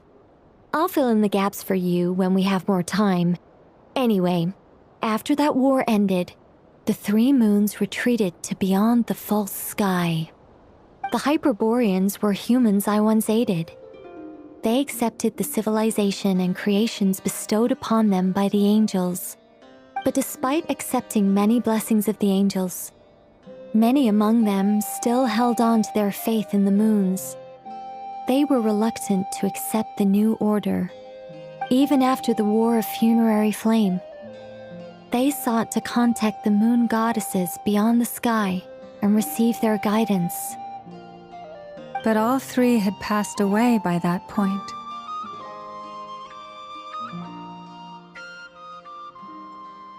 This mage has a unique method of communicating. Is she talking about the moons? Yes, but they did not know. And so, still they prayed for the moon goddess's mercy. After building titanic structures that consumed vast amounts of Kuvaki, at last they glimpsed the moons and heard their voices. But of course, they were gravely disappointed. For it was then that they realized the 3 moon goddesses were dead. Oh, that's such a sad story. It is. Humanity was in a very sorry state at that time. The angels who had once aided them were gone, and the War of Funerary Flames had left them homeless and destitute. Just a second, I gotta ask. How relevant is all this history to the task at hand? Well, I mean, it's... Okay, it seems we've drifted into irrelevant narrative waters. It's been a while since I've had the chance to speak inside someone's head. As soon as I got started, I lost control and the words just flowed out like a waterfall. What I'm trying to say is... Right, yes, that's it. The relevant part is the ritual created by the Hyperboreans. The fact that they bypassed the false sky and saw the true moons implies that they successfully built a connection between Tevat and the outside world. Which means, with enough Kuvaki and a sufficiently stable connection, it should be feasible to send one person over the border. Okay, so they built some kind of portal? Oh, yes. A portal. Yes. Is something wrong? You sound disappointed. I just didn't expect you to summarize it so well. It turns out I could have said all that in one word, if only I'd managed to think of it. No, please, it's fine. This is invaluable knowledge. I'll be sure to record and preserve everything in writing. Oh, really? Well, in that case, I suppose I could backtrack and add some more detail. I did gloss over a few things so far. Whoa, time out. Let's summarize what we've got first. The Hyperboreans were the last ones to use this method, right? So we somehow need to find whatever structure they built and make sure there's enough Kuvaki to power it up. Luckily, we have the moon marrow of both the eternal and iridescent moons, so we're all good for Kuvaki. Which means the key issue we need to focus on is finding the place. Am I right so far? Yes. Although I expect the structure is long gone by now. That said, What if we could take advantage of the phantoms to travel back to a time when it still existed? Well, travel back isn't quite accurate. It's more like we'd be creating a handshake between 2 points in space-time. We wouldn't even have to pick a time when it still existed. It could just be a time when it still appeared in phantom form via projection, or we could project our own phantoms, fold them together, and... You look lost. Was that too hard to follow? Yeah, things got a little, technical there. Paimon's brain is reaching capacity. All right. Let me think about how to put this more simply. Okay, got it. Over the next few days, I'll search for phantoms that we can use. Once I find one that meets the criteria, I'll let you know and we'll regroup. By completing certain rituals, specific individuals will be able to enter the phantom and make it to the Hyperborean structure. If everything checks out and it looks feasible, we'll just need to wait for Moon Prayer Night, and we can send the Moon Goddess back home. I'm really skimping on the detail here. Is this making any sense at all? I think so. For now, we'll just wait to hear from you. Yes.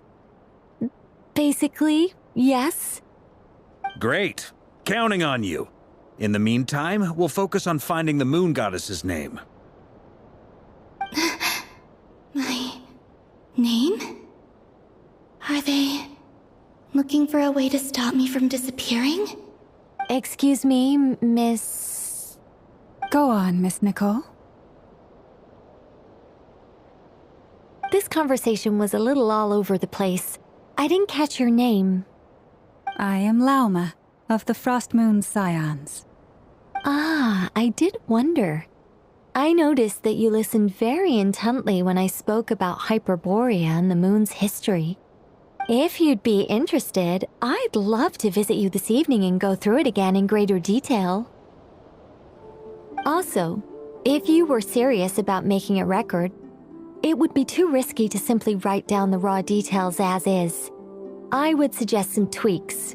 Maybe rewrite the stories as fairy tales or fables, perhaps even prayers. Anyway, we can cross that bridge when we come to it. So, see you later then?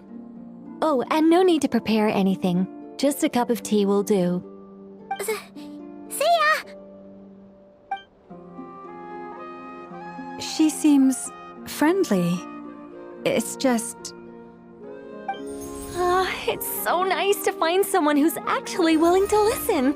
I've been dying for a chance to finally go through all this systematically from start to finish. Any longer and I'd probably start forgetting it.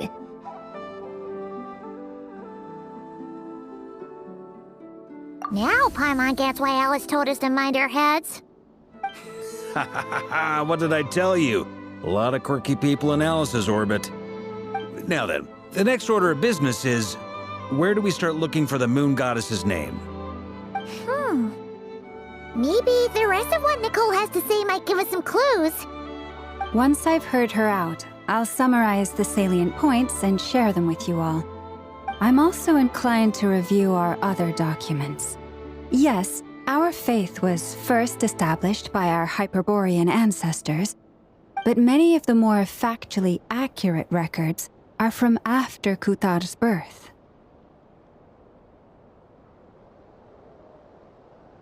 Sounds like we're gonna follow Columbina's journey through Devat, huh? In that case, we'll start by heading to the Frost Moon Enclave. Sounds like a plan. Take this with you. I'll see about getting in touch with the Fatui. It'll probably just be Arlecchino and Sandroni again. They're the only ones who would want to help. Thank you, Mr. Varka. Ha ha ha ha ha! Don't mention it. Honestly, I'm more comfortable dealing with the Fatui than prying into the details of a young lady's childhood. Catch you later. I should follow them, just in case there's some way that I can help.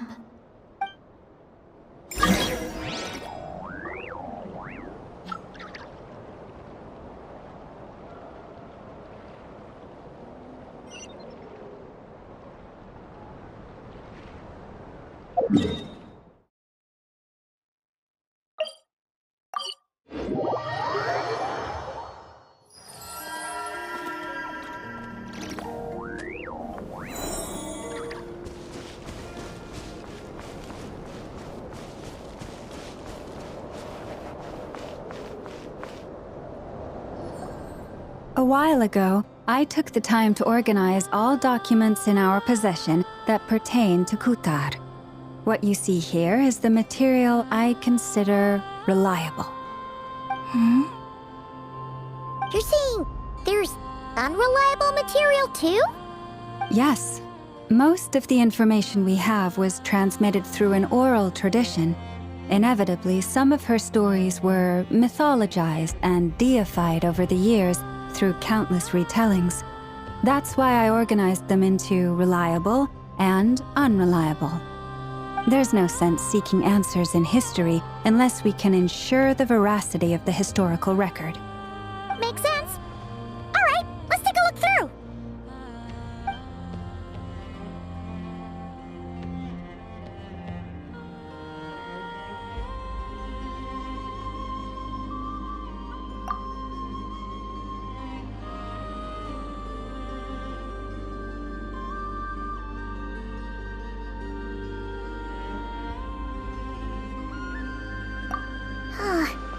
Almost all these records refer to Kutar instead of Columbina. Although neither of those is her real name. Paimon's not sure what point she's trying to make. What we can gather from these records is that the Frostmoon Scions worshipped her as a god, placing impossible expectations upon her. I cannot fault them for their earnest faith, but for all their devotion, worshipping her day in, day out changed nothing. I imagine that none of it resonated with Columbina. It wouldn't surprise me if, even back then, she had already begun to reject the name Kutar and everything it represented. Lama speaks the truth. When I heard them call upon Kutar with hope and expectation in their voices, they may as well have been calling upon somebody else.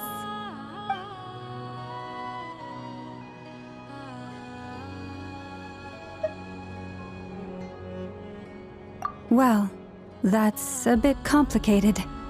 I looked at the level of detail, perceived authenticity, prose style, and how realistic their portrayal of Kutar seemed to be. Amongst the Frostmoon Scions of today, only I know of her existence, and I alone have spoken to her face to face. As such, I know that there are certain things she simply would never do.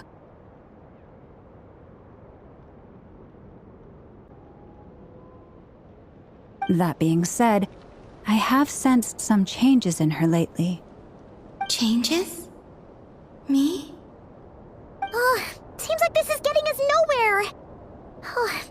For what it's worth, why don't we check the unreliable sources too? Sure. Give me a moment.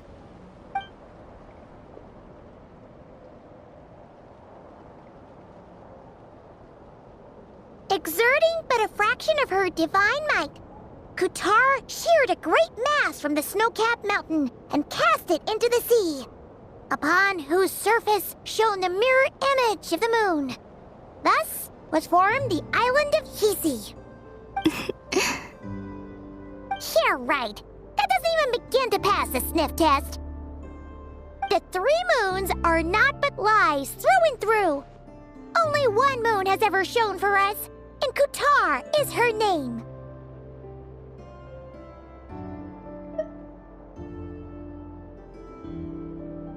The vast majority of ancient texts are filled with fanciful tales like these. I trust you understand my criteria a little better now. Kutar did not speak, merely gazing into the distance in silence. And where her gaze landed, this was her prophecy. Clearly, whoever wrote this text never even met Kutar. Otherwise, they'd know that her eyes are always closed. What about you, Traveler? What are you reading? Come on, let Paimon see. The child wished to build a wooden nest with which to shield a fledgling bird from the cold. But being so young and lacking in strength, the child could not snap the branches from the trees. Kutar was passing by. Upon seeing the child, she summoned forth a Kuhenki, who built a beautiful nest for the child. I remember that. Not knowing the meaning of Kutar's divine intervention, the child dared not to respond, and thus ran home to call their parents. The Kutar was gone. The Moonshanter declared the event a miracle and took the nest as a relic, placing it on high for all to see. The child was named as one favored by the goddess and was greatly respected amongst the people. Yet, no further miracles were bestowed, and this matter was forgotten in but a few years. Huh. Any thoughts after reading that?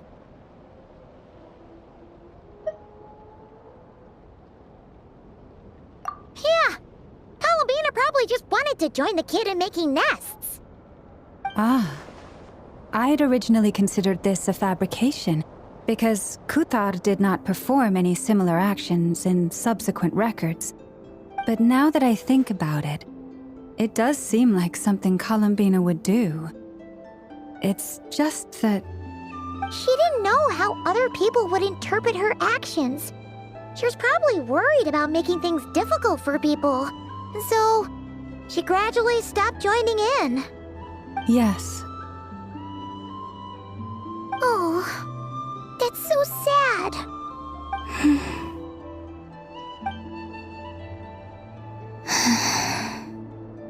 And now, I can make no such gestures of warmth, even if I want to.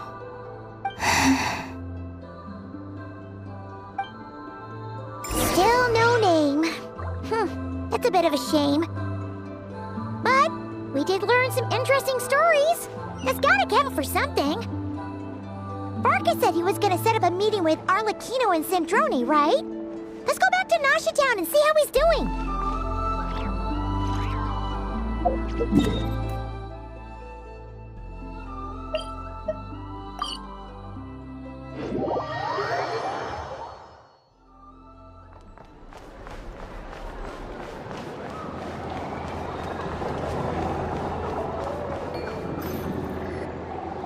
Let's see. There's Varka. Oh, and it's Durin and Albedo too. Yeah, this is pretty much the same place we bumped into each other last time. I convinced them to stick around a little longer. We were all waiting on people, so I figured having a little company would help pass the time. Ah, so you've been waiting for us? Does this mean that you've already arranged things with the Fatui? Sure does. Now you're back, we can go meet up with them together. How'd your investigation of the Frost Moon Enclave go? Well, we didn't find out Columbina's true name. But apart from that, it went pretty well.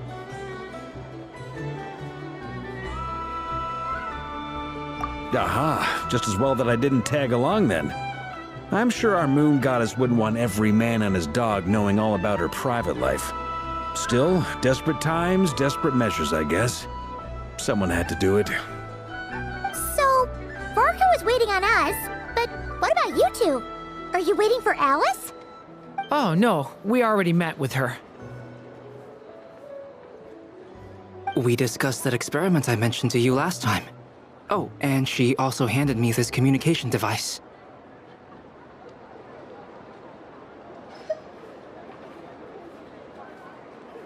That's right.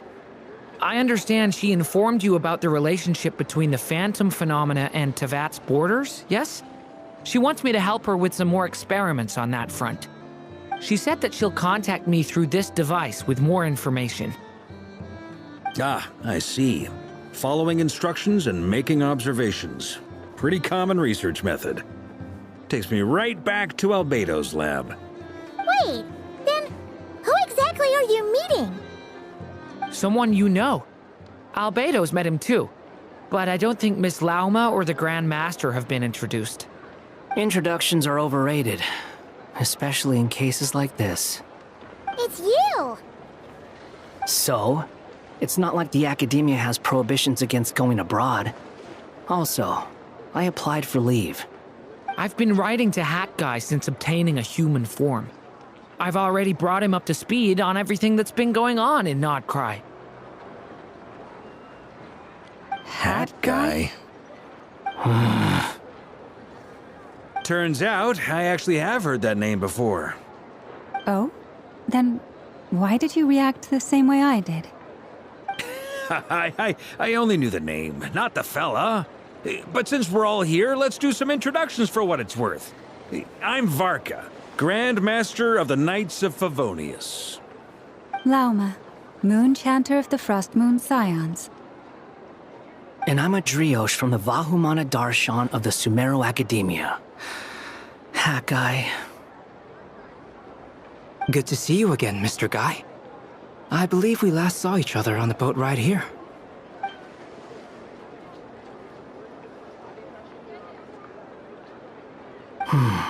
Mind you, the only reason I came here is because there's someone I want to look into. Who's that? The Doctor, also known as Dottore, second of the Fatui Harbingers.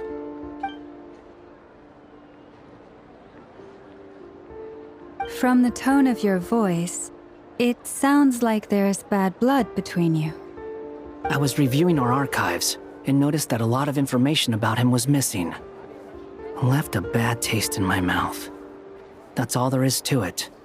Dottore, or Zondique, as he was then known, once studied at the Academia, but he got kicked out before he could graduate.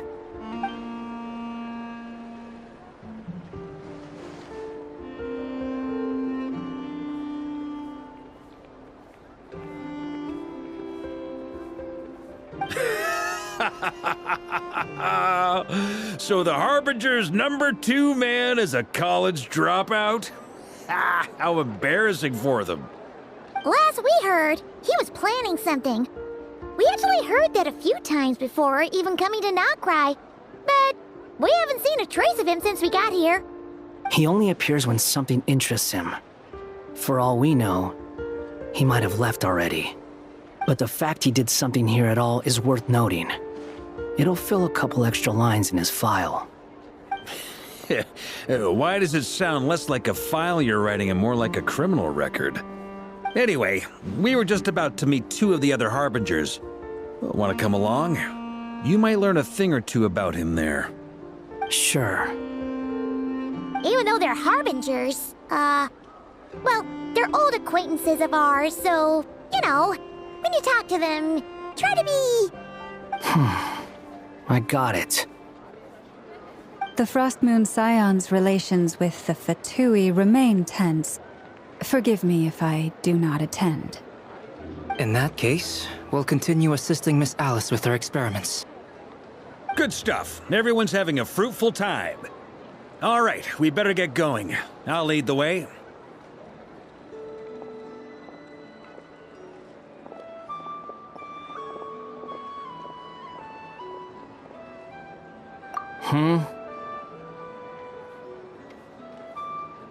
Well, yeah, that's obviously part of it. But I'm not the only one who has a score to settle with him. Neither you, nor Lesser Lord Kusanali, nor I want to see him meddling with things again.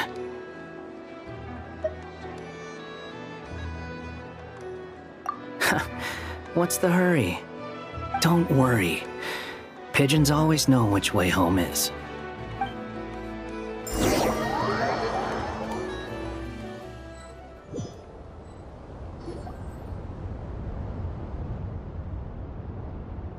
You made it. Who is this? A scholar from Sumeru. They call him Hat Guy. He's an old friend of the Travelers. Wait, this is the Academia representative you wrote about? He doesn't exactly look the part. I believe this will prove my identity. You'll notice it bears the seal of the Sanctuary of Surasthana. Well, what do you know? So it does. All right then. My mistake. It's fine. I expected as much. What? So as I mentioned in my letter, the Academia's got its eyes on Dottore. But this matter remains top secret. Apart from those assisting in the investigation, the fewer people who know, the better. If anyone asks, I'm here in Nocturne to pursue my personal academic interests. Gotta say, Varka, you did pretty well to keep all this under wraps for so long. Sounds like you got in touch with the academia about this way back. you flatter me.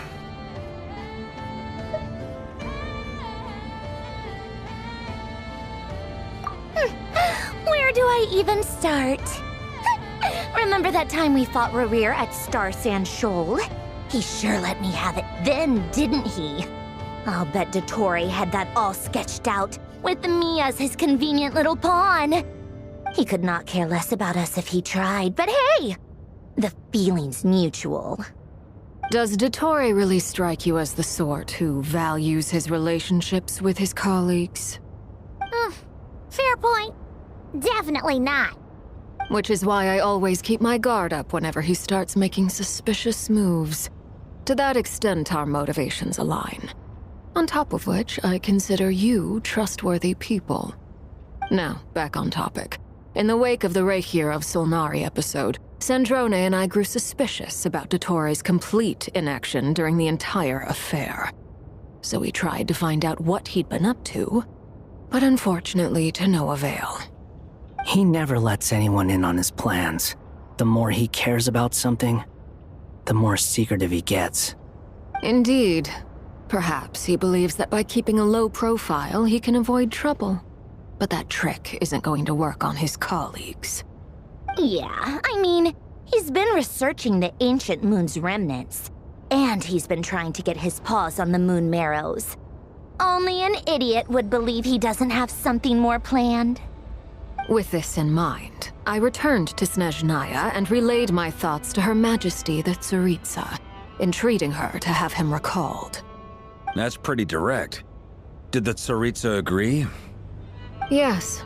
I made it abundantly clear that the Fatui's business in Nodcry is almost concluded, and we do not need 3 harbingers in this territory. Her Majesty concurred.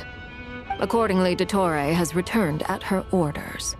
I imagine he is continuing with experiments, which no one besides he would ever have any interest in.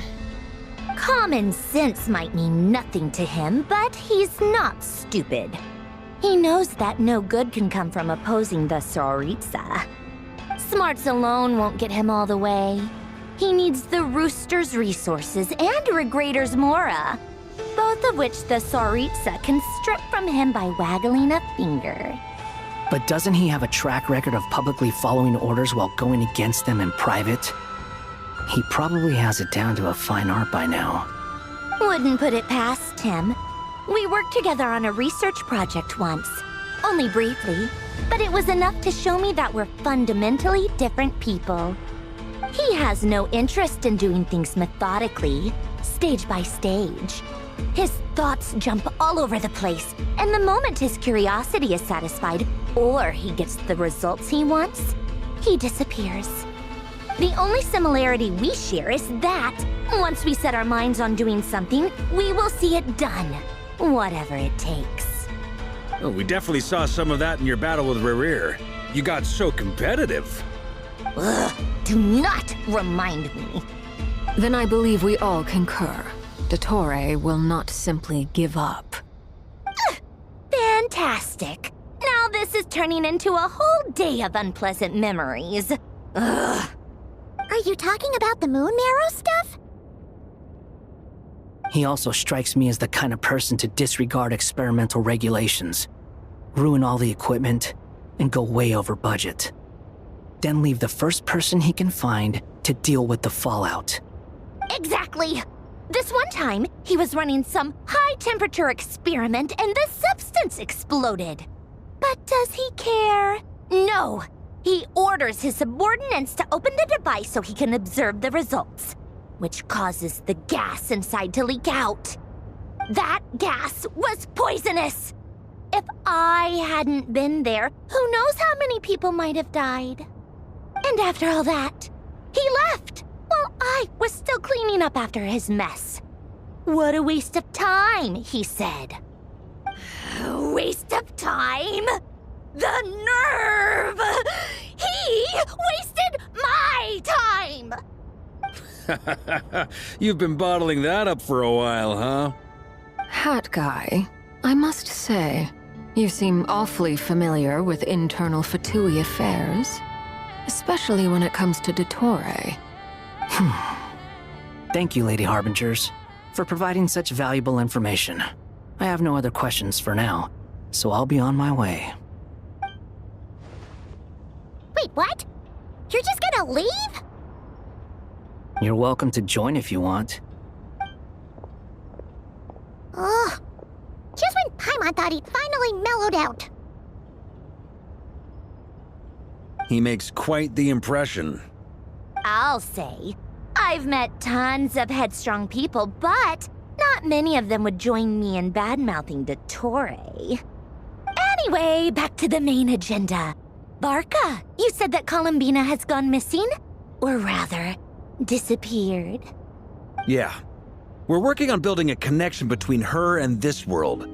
The simplest method is to find out her real name. I've actually asked her that question before, but she said she didn't know. Considering our relationship, I doubt she was lying to me.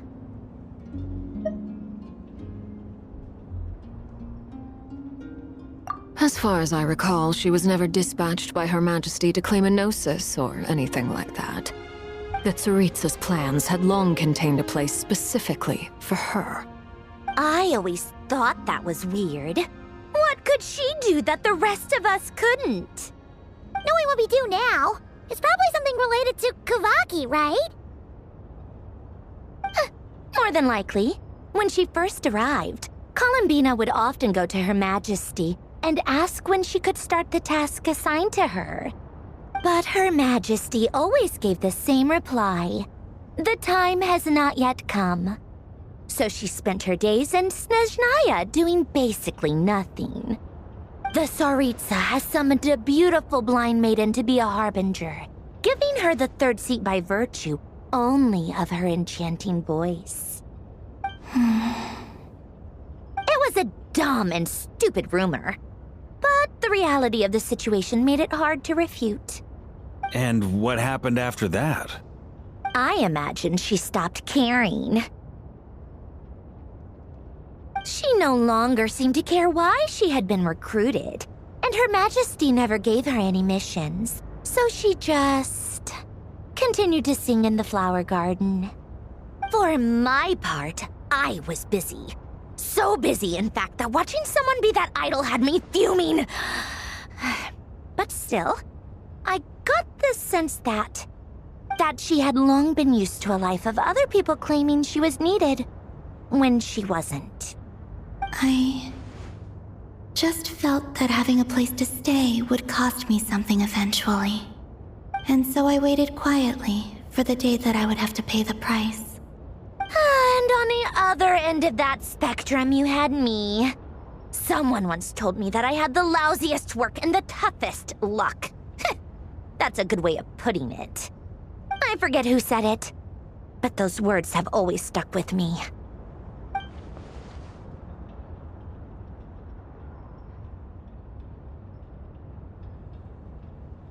But you've done your job exceptionally well all this time. Because at heart, you are a conscientious person. What is it? Something come to mind?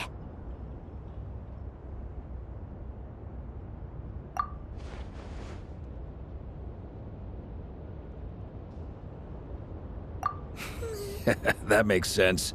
Nothing screams you are needed like your name shouted from across the town. Well, good luck with it. But if you ask me, Columbina is still the most shoutable name. I'm just so used to it now, after all the arguments we've had. I can't be bothered trying to remember another name for her. Nor I. Sandrone. Harlequino.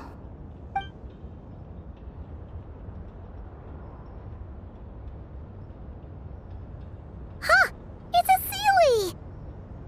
Does that mean Nicole has news for us? Ladies, I thank you for your hospitality. If the chance ever comes up, I definitely owe you both a drink sometime. I'm sure it will. You can make your own way out. Heck, you've been here enough times, you probably know your way around better than I do.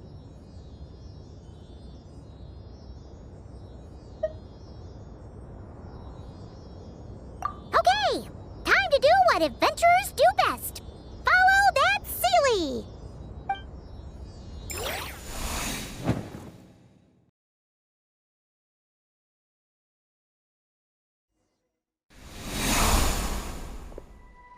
Here you are.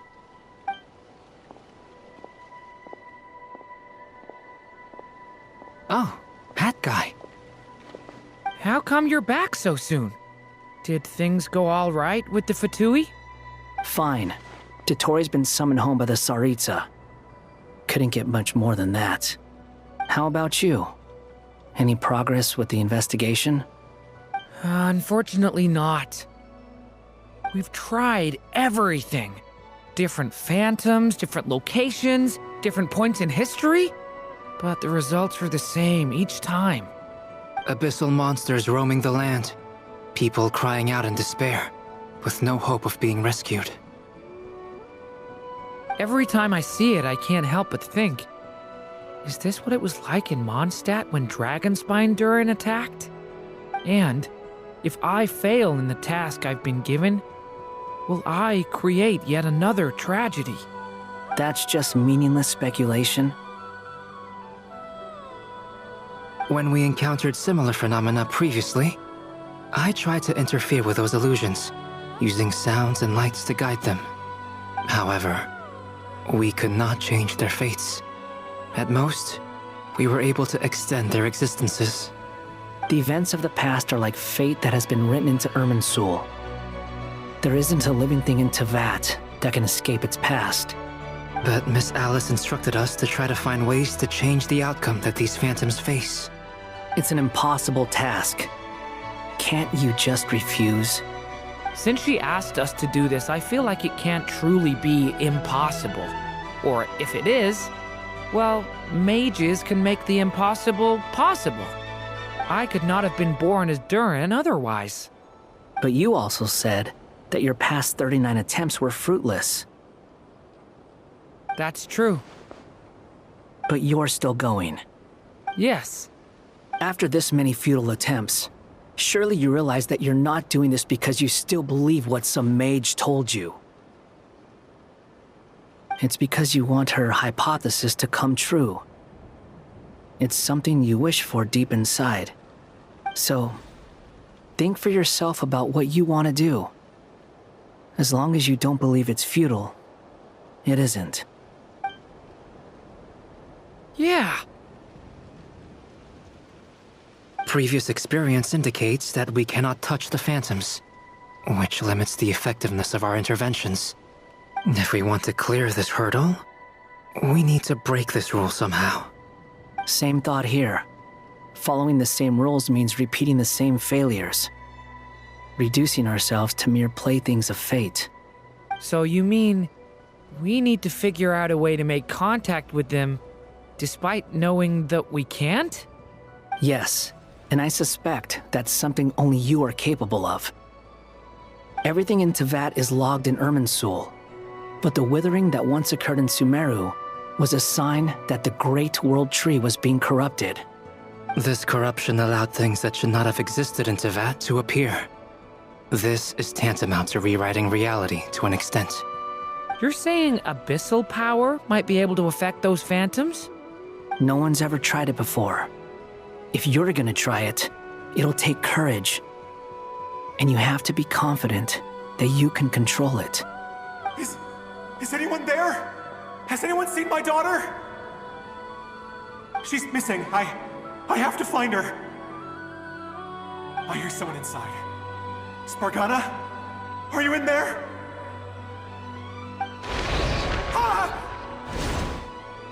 If I can use my abyssal powers to warn him that there is danger here, maybe it'll change his decision.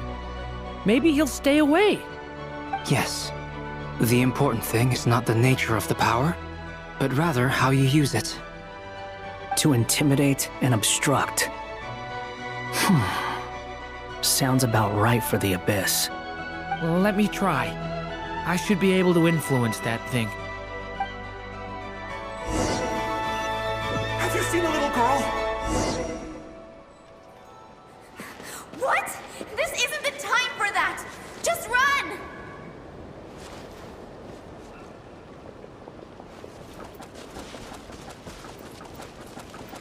I hear someone inside. Spargana?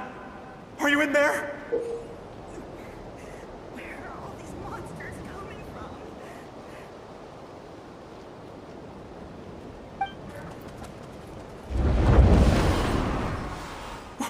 What is this? Looks dangerous. I should get out of here.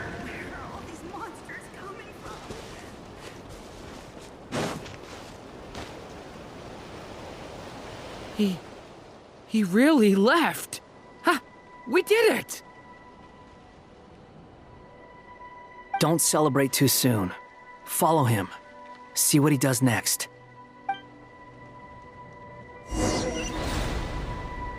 Monsters approaching from the front. You need to stop them and create an opportunity for him to hide.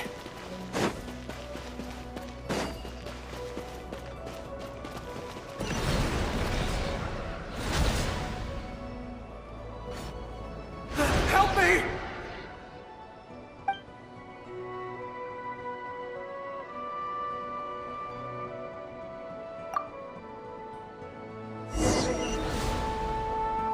Monsters approaching from the front. You need to stop them and create an opportunity for him to hide.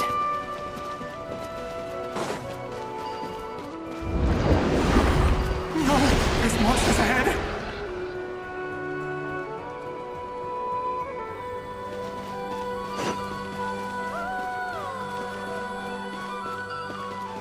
Wait, is that the barrier I saw earlier? Why is it appearing now? It's as if someone's controlling it.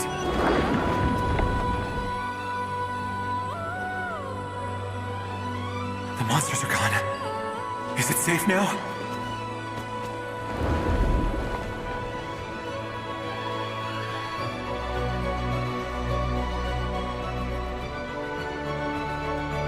The barrier's gone too. How odd. Anyway, I guess I'll keep going. Quickly, let's keep up.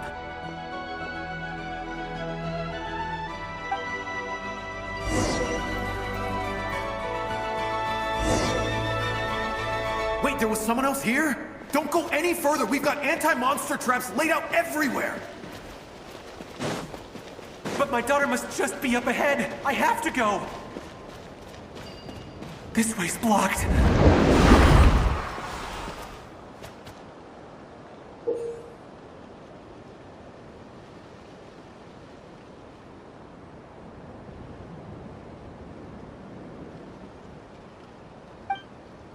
We might be able to use the explosives over there, but we need to take care not to hurt him.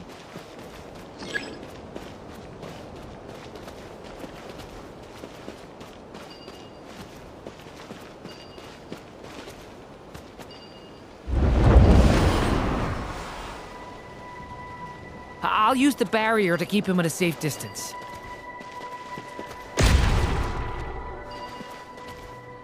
This barrier seems to be helping me somehow. Hey! Hey! Wake up! Oh, no good. Gotta keep moving ahead.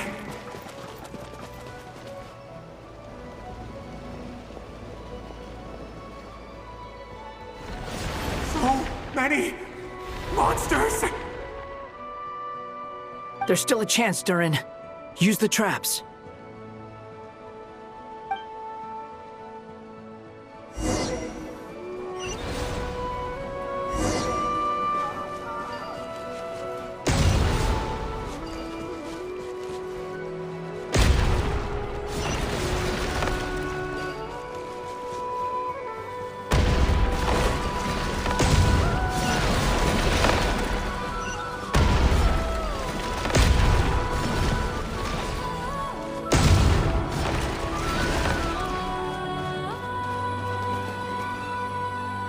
This is a new development. I've never seen this happen before.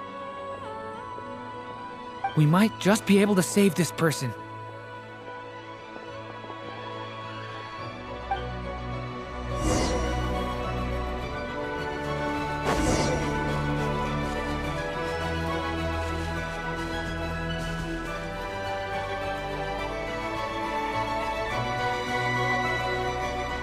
Hello there.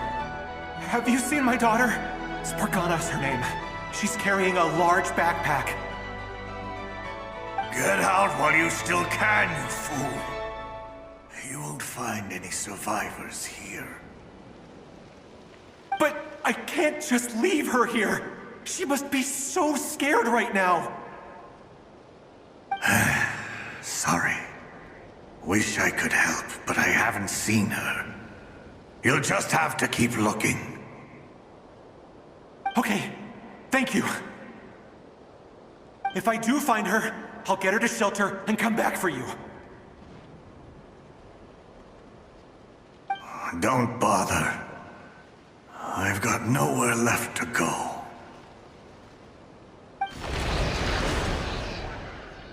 What's that noise? Monster! No, if he goes inside, he'll be walking into a trap. Let's try this once more. This time, we have to stop him.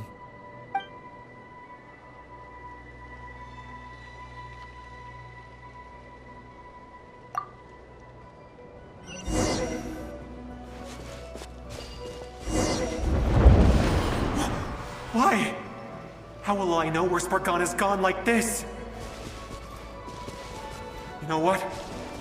I'll trust this strange barrier. It's gotten me this far after all.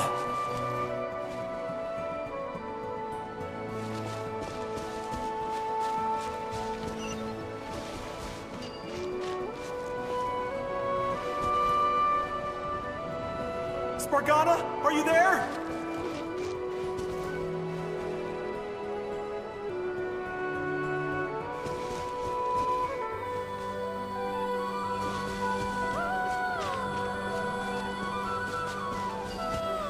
What?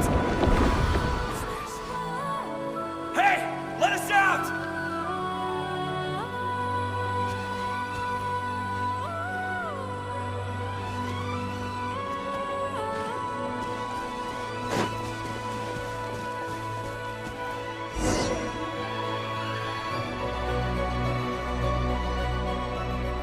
Huh? That looks like one of my daughter's books! Thank you. Thank you! Yes, it's one of hers for sure. That's her name on it right there. She left her backpack here.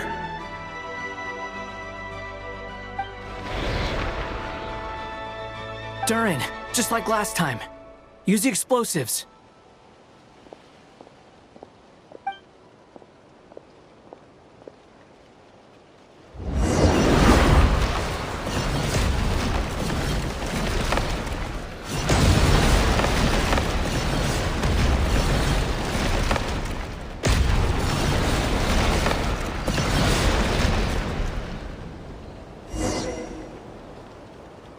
It won't work. There's not enough left. If he makes it in, he'll die. But then, this clue could be the key to him finding his daughter. It might not be the only one. Better he misses that clue than loses his life. I guess so.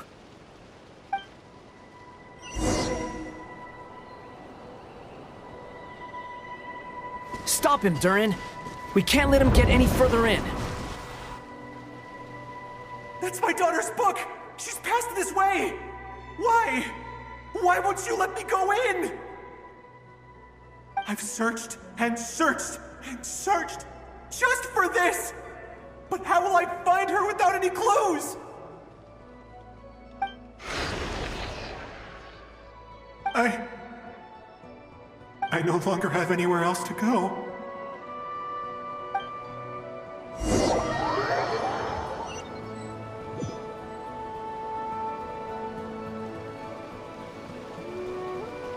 I'm sorry. I'm so sorry. He refuses to go anywhere else. Whether he opens this door or not, all that awaits him now is death. We couldn't change his fate. Albedo? Hat Guy? Let's try one more time. I don't know how we're gonna do this, but I don't want to give up either.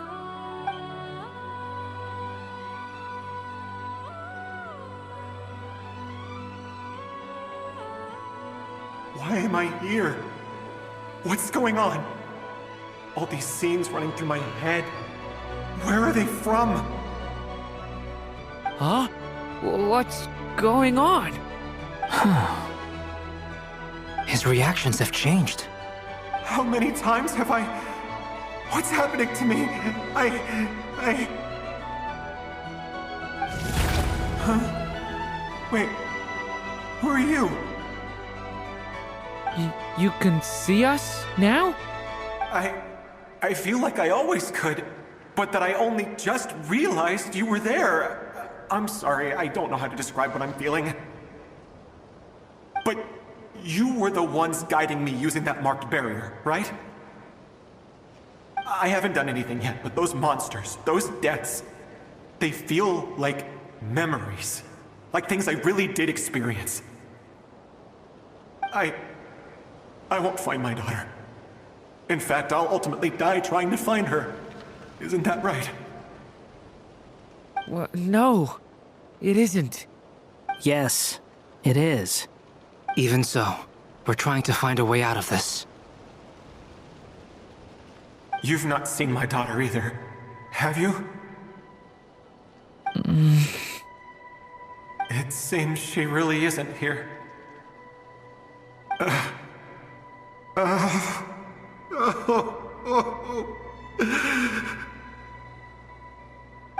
I'm sorry we couldn't help you.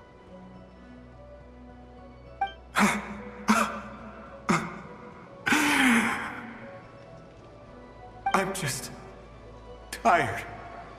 Maybe this is destiny. Maybe it doesn't matter how hard I search. How long do I have left? Experience says 15 to 20 minutes. 15 to 20. Thank you for all your help. Let's rest a while. You look exhausted too. Now's not the time for you to start pitying us. It's not pity. I'm just realizing that I've only got 10 or so minutes left. You know?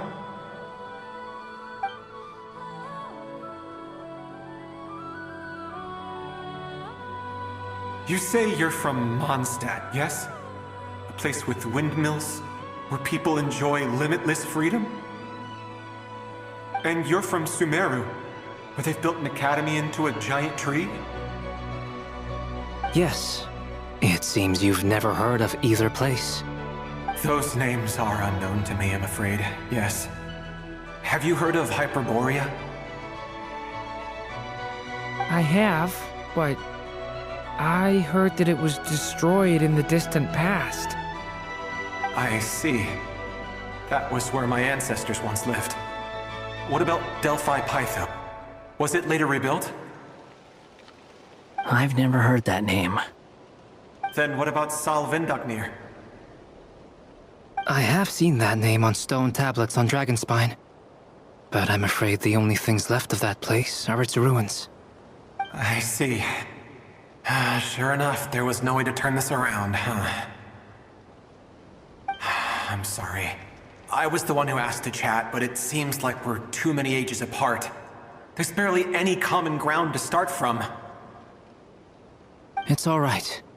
We did hear something new, at least.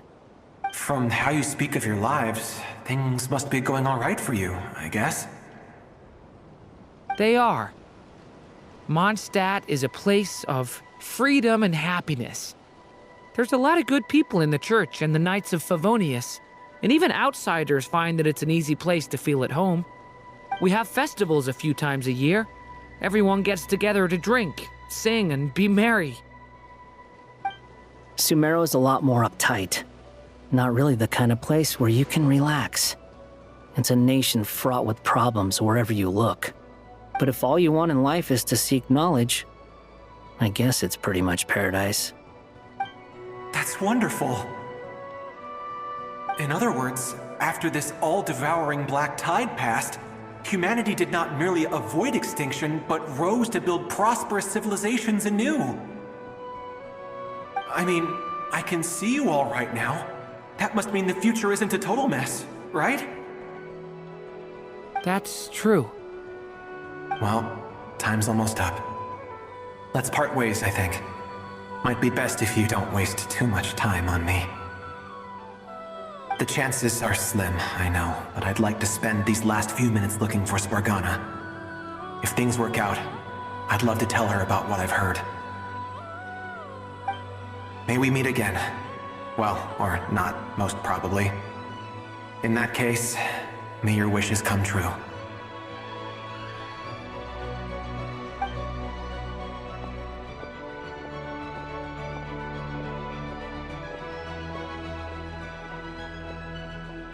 He's gone. In a few minutes, he will meet the end that was his to begin with. The ending of this tale did not change, but I believe that we've just made the most progress we have yet. May your wishes come true. If only it were so simple. Hat guy, could I ask you a question? You've never talked about your past. It seems complicated, and it weighs heavily on you, too. Would you be willing to tell me about it? I mean, sometimes it's better to get things out in the open. Take that guy we tried to help, for instance. At least he said goodbye with a smile, right? I know about Albedo's past. Our experiences are very similar, and he created me. As for you, you're my first friend, and you've witnessed every step I've taken. But by comparison, I know nothing about you. Either way, I mean, we're still best friends. But if I knew more about you, I might understand your thoughts a bit better. I've told you about myself. I'm a student at the academia. And what did you do before that? Prepared for the entrance exam? All right. If you really don't want to talk about it, I won't press you any further.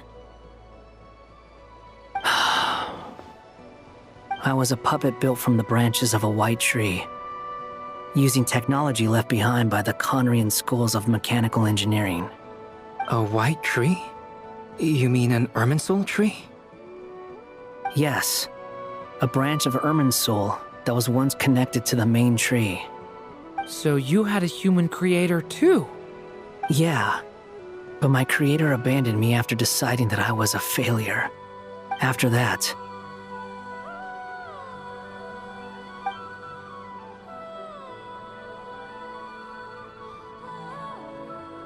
Durin.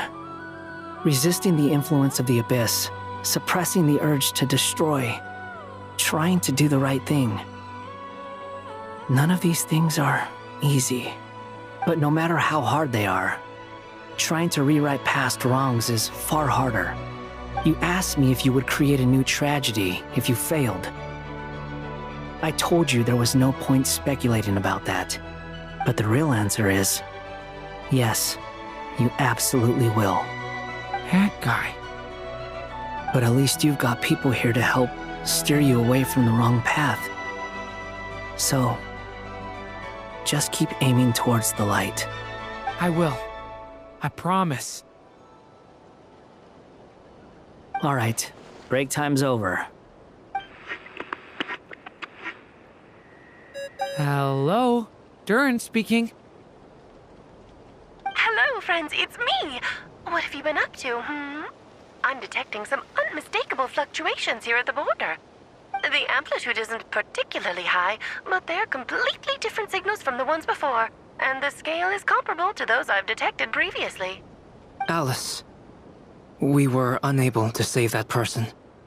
However, he appears to have retained a portion of the memories gained through that cycle, and was able to hold a conversation with us. I see. Well, that is rather odd indeed. It definitely merits further attention. Could I trouble you to keep trying the same approach? I need to gather some more data. Counting on you. I should probably have Nicole come and check this out as well.